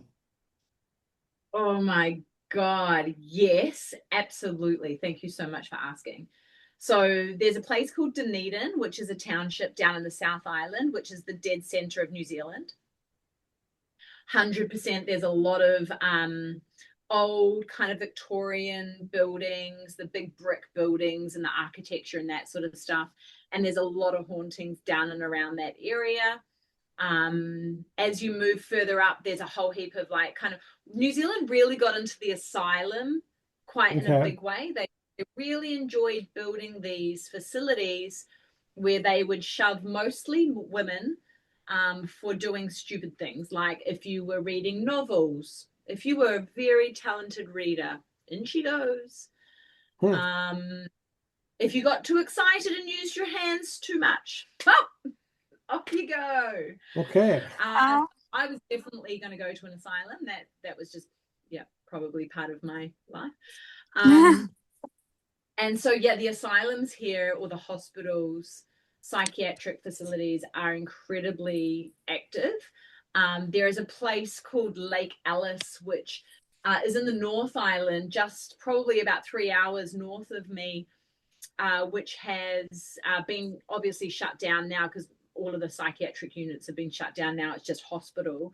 But there was just so many horrendous things that happened there, and that is incredibly active. I'm actually hoping to do some form of an investigation in and around the buildings, but I'm just trying to get access to it. But it's very, very, very active there. It's not somewhere that I really want to go because the ghosty roasties like to touch my hair. Okay. And I don't like my hair being touched. And so I'm not excited about that. I'm not happy, but I feel like it's going to happen. There is a hotel called the Waitomo Hotel, which is next to the Waitomo Caves in the middle of the North Island, which is said to have a couple of different entities there and seen quite regularly. One of them is the chief's daughter. And so she is a Māori chief's daughter. So she's a Māori woman who apparently fell in love with one of the soldiers. And there was a story around how he died and she basically committed suicide or something along those lines. She didn't want to live without his love. And so now she is seen in and around that hotel because, obviously their love was forbidden, that sort of kind of general idea. And that is on Māori warland. So there was a lot of Māori wars there, a lot of tribal wars around that area, and the hotel was built on top of it. And oh my God, the hotel is literally like The Shining. It is like retro 1960s. It's never been updated. It is, it is spooky dooky. And then you've got the caving systems underneath there, which are huge, huge Waitomo caves. There's water as a conductor. There's, crystals. There's limestone. There's every type of conductor that you need to have a lot of paranormal activity within that space. So, Waitomo is pretty crazy. Let's see where I lost my train of thought and questions here. Okay, have you explored locations where the atmosphere immediately felt different, like as soon as you walked on the property or walked in the building?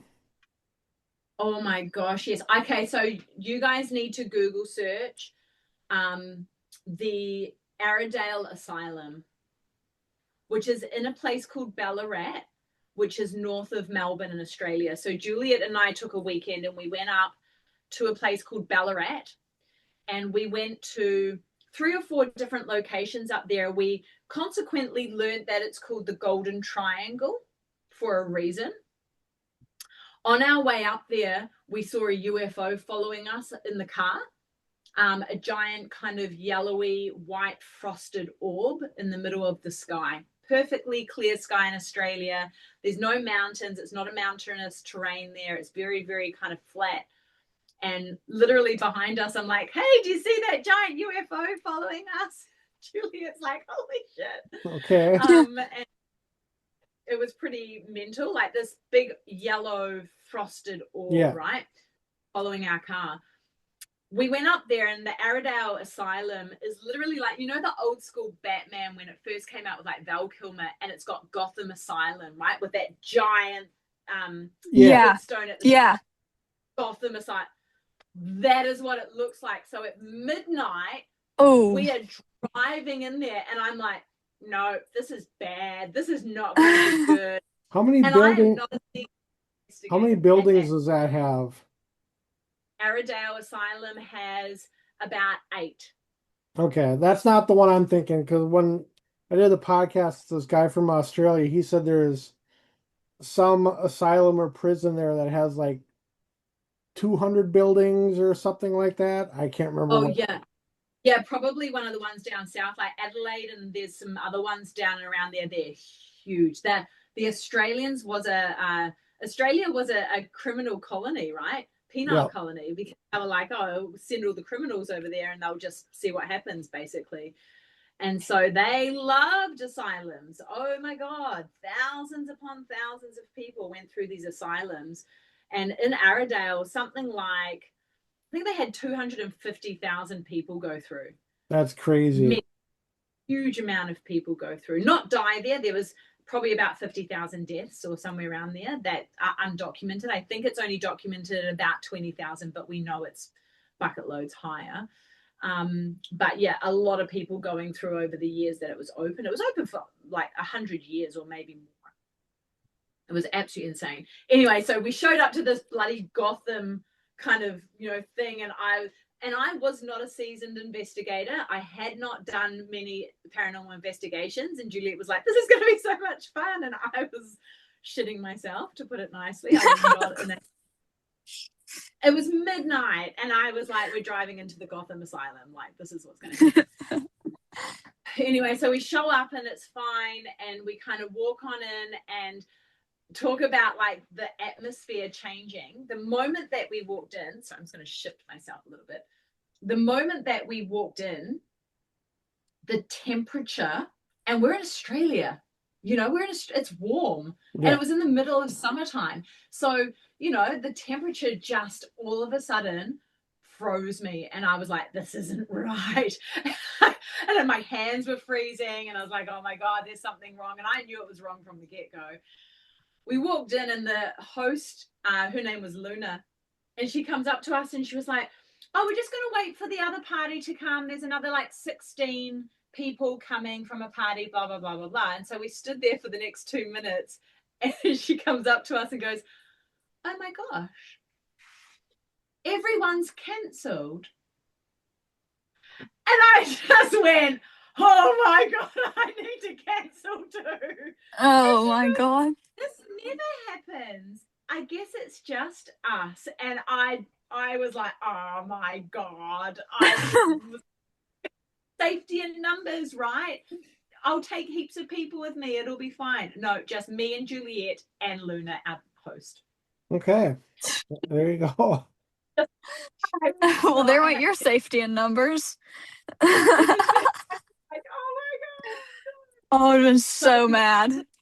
Yeah, it was just such a setup from the get-go. Like I knew things were going on.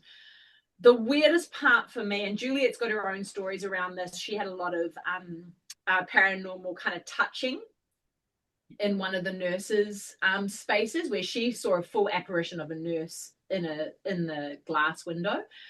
But the weirdest thing for me that happened was we went into the mortuary, right? Mm-hmm. So, where they store all the dead bodies and whatnot.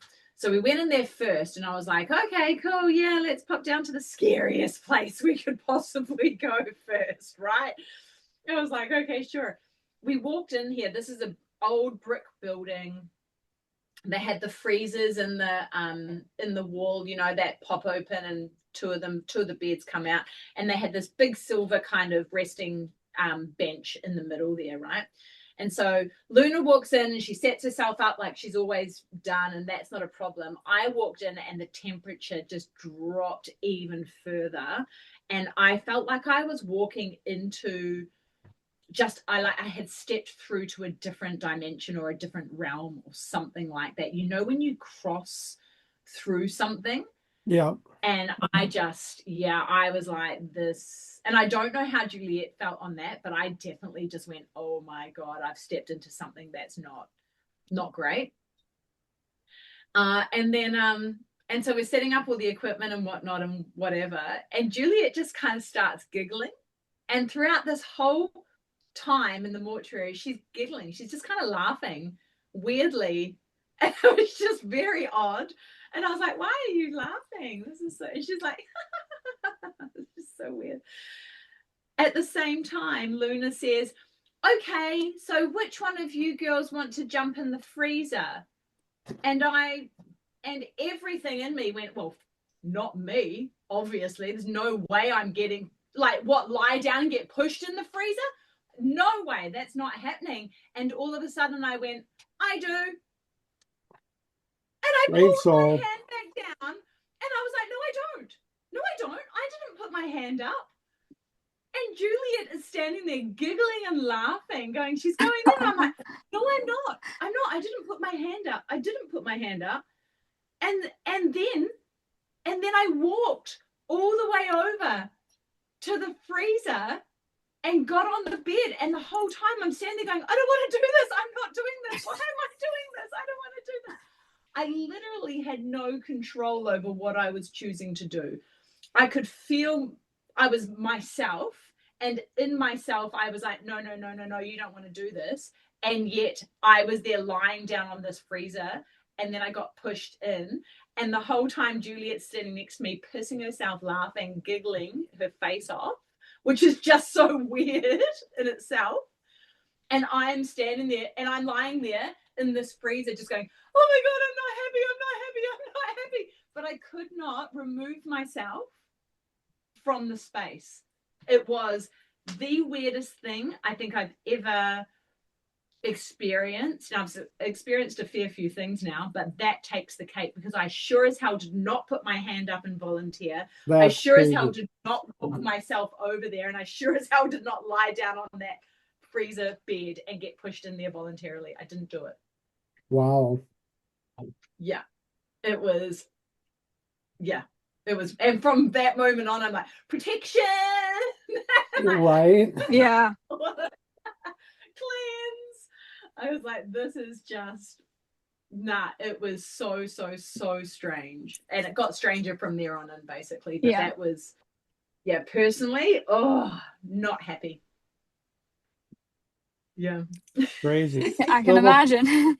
So before I get into my last two questions, I want to kind of do a little fun question. So we talked about earlier, someday you coming over here to the US. What would 3 locations you'd like to investigate here be? Oh my goodness. Number 1 is Weatherly. Is it Weatherly? Waverly, yeah. Oh, Waverly, I beg your pardon. Yep. Waverly, yeah. Waverly Sanitarium, right? Yes. It's ick, but I really want to go there. There's something about it that I'm like, okie dokie, I'm coming on over. Yeah, that place is definitely awesome. Yeah.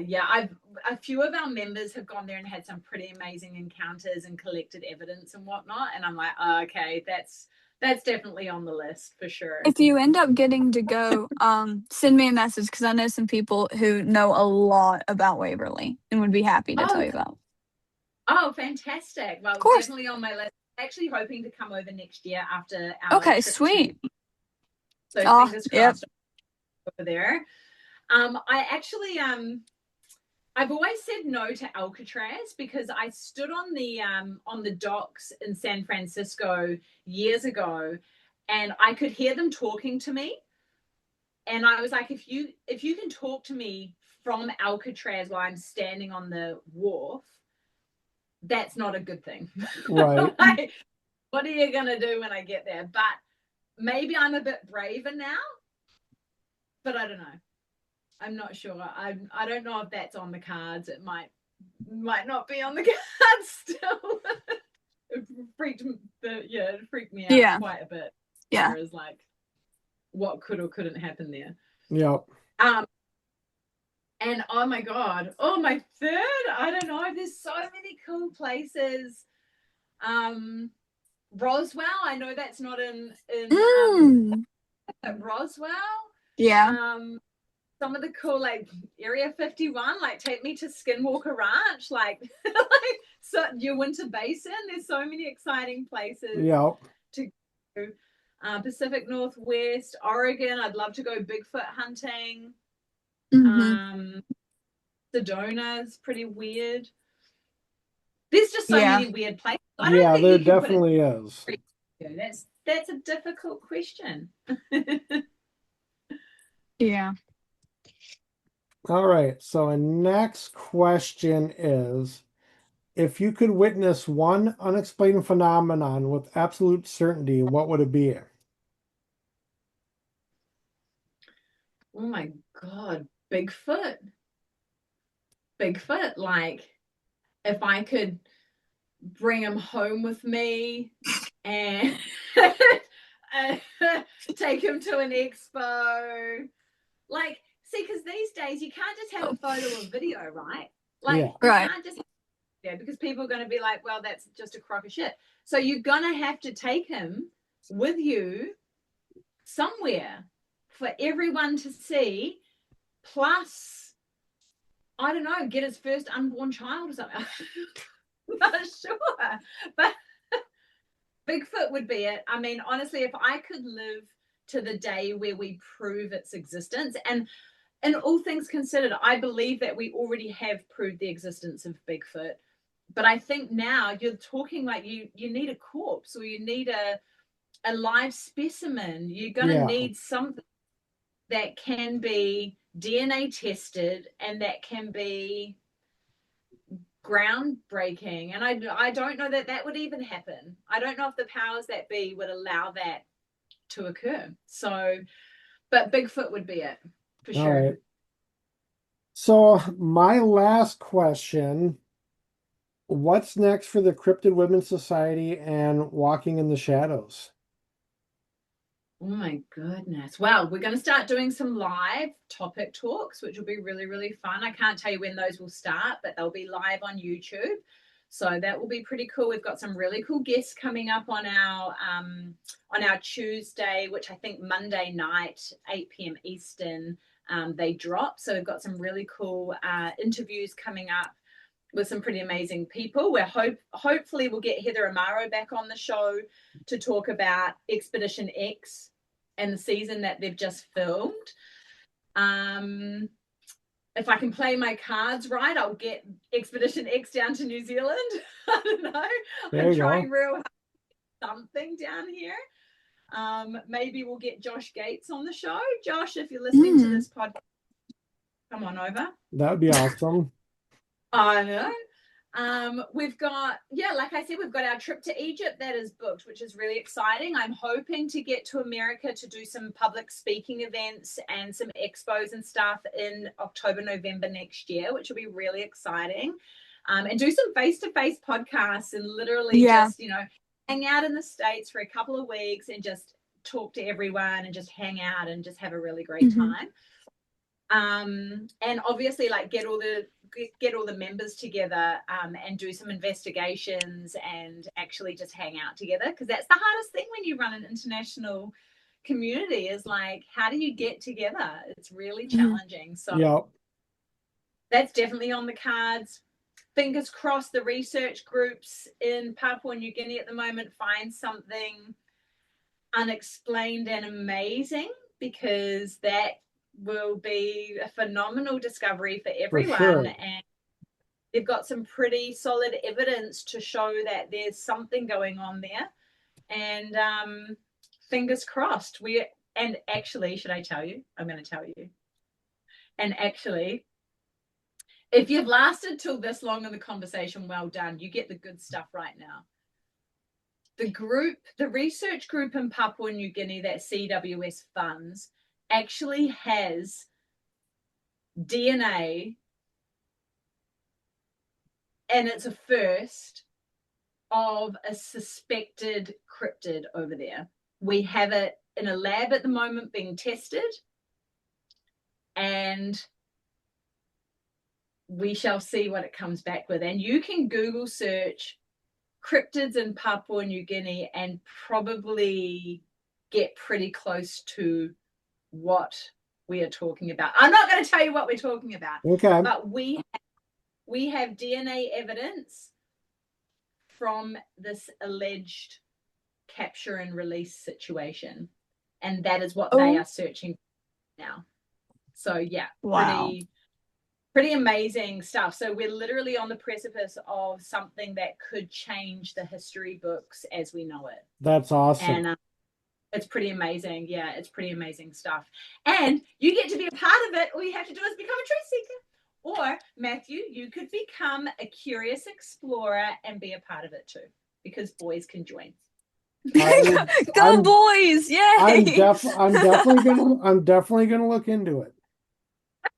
We love boys, they're very good supporters, and we love new pieces. We find some balance within the space, For sure. I like how they get their own little section. Hey, better than nothing. It is. I think that Look, I'm not even gonna say that because I'm gonna get canceled on Twitter or something for saying that. So I'm just gonna stop. that's it. If you're a boy, you get to hang out with pretty cute girls, then you're counting yourself lucky, right? Yeah, Jada could get canceled on YouTube.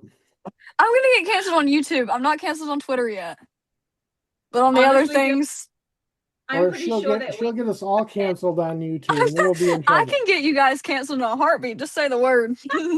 Well, we're not going to get into that. You getting banned from Facebook and Instagram and all that. Oh, I have Facebook, just not Instagram and all of those. Libby, shut up. he is so rebellious. Well, Bad no, girl. it's Maroon 5's fault, but I won't get into that. So You can save that story. You can message her that whole thing. yeah, I'll Yeah. send you a friend request on the one app I'm able to have. I want to know now. I got to know what happened. Yeah. Well, thank you for answering our questions and for being such a great guest. I think it's because you're also a host, but I mean, you were great tonight. Thank you so much. And we like to give all of our guests a chance to kind of plug their own social media in ways that the viewers can find you. So if you'd like to go ahead and do that, you're more than welcome. Sure. Well, all you got to do is jump on over to cryptidwomenssociety.com. That is where you can donate to our awesome funds, or you can become a member really, really easily. You can find us on Instagram at Cryptid Women's Society International. You can find us on Facebook. You can find us on YouTube, and a new episode drops every Monday, 8 p.m. Eastern. And yeah, it's fun times. Fun times. Come on, people. Very. And we will definitely have to do this again. Mm-hmm. Yeah. For sure. Thank you so much for having me. This has been a blast. Of course. Thank you for coming on. All right. Well, Jada, you have a good night. You too. You have a good day, Lisa.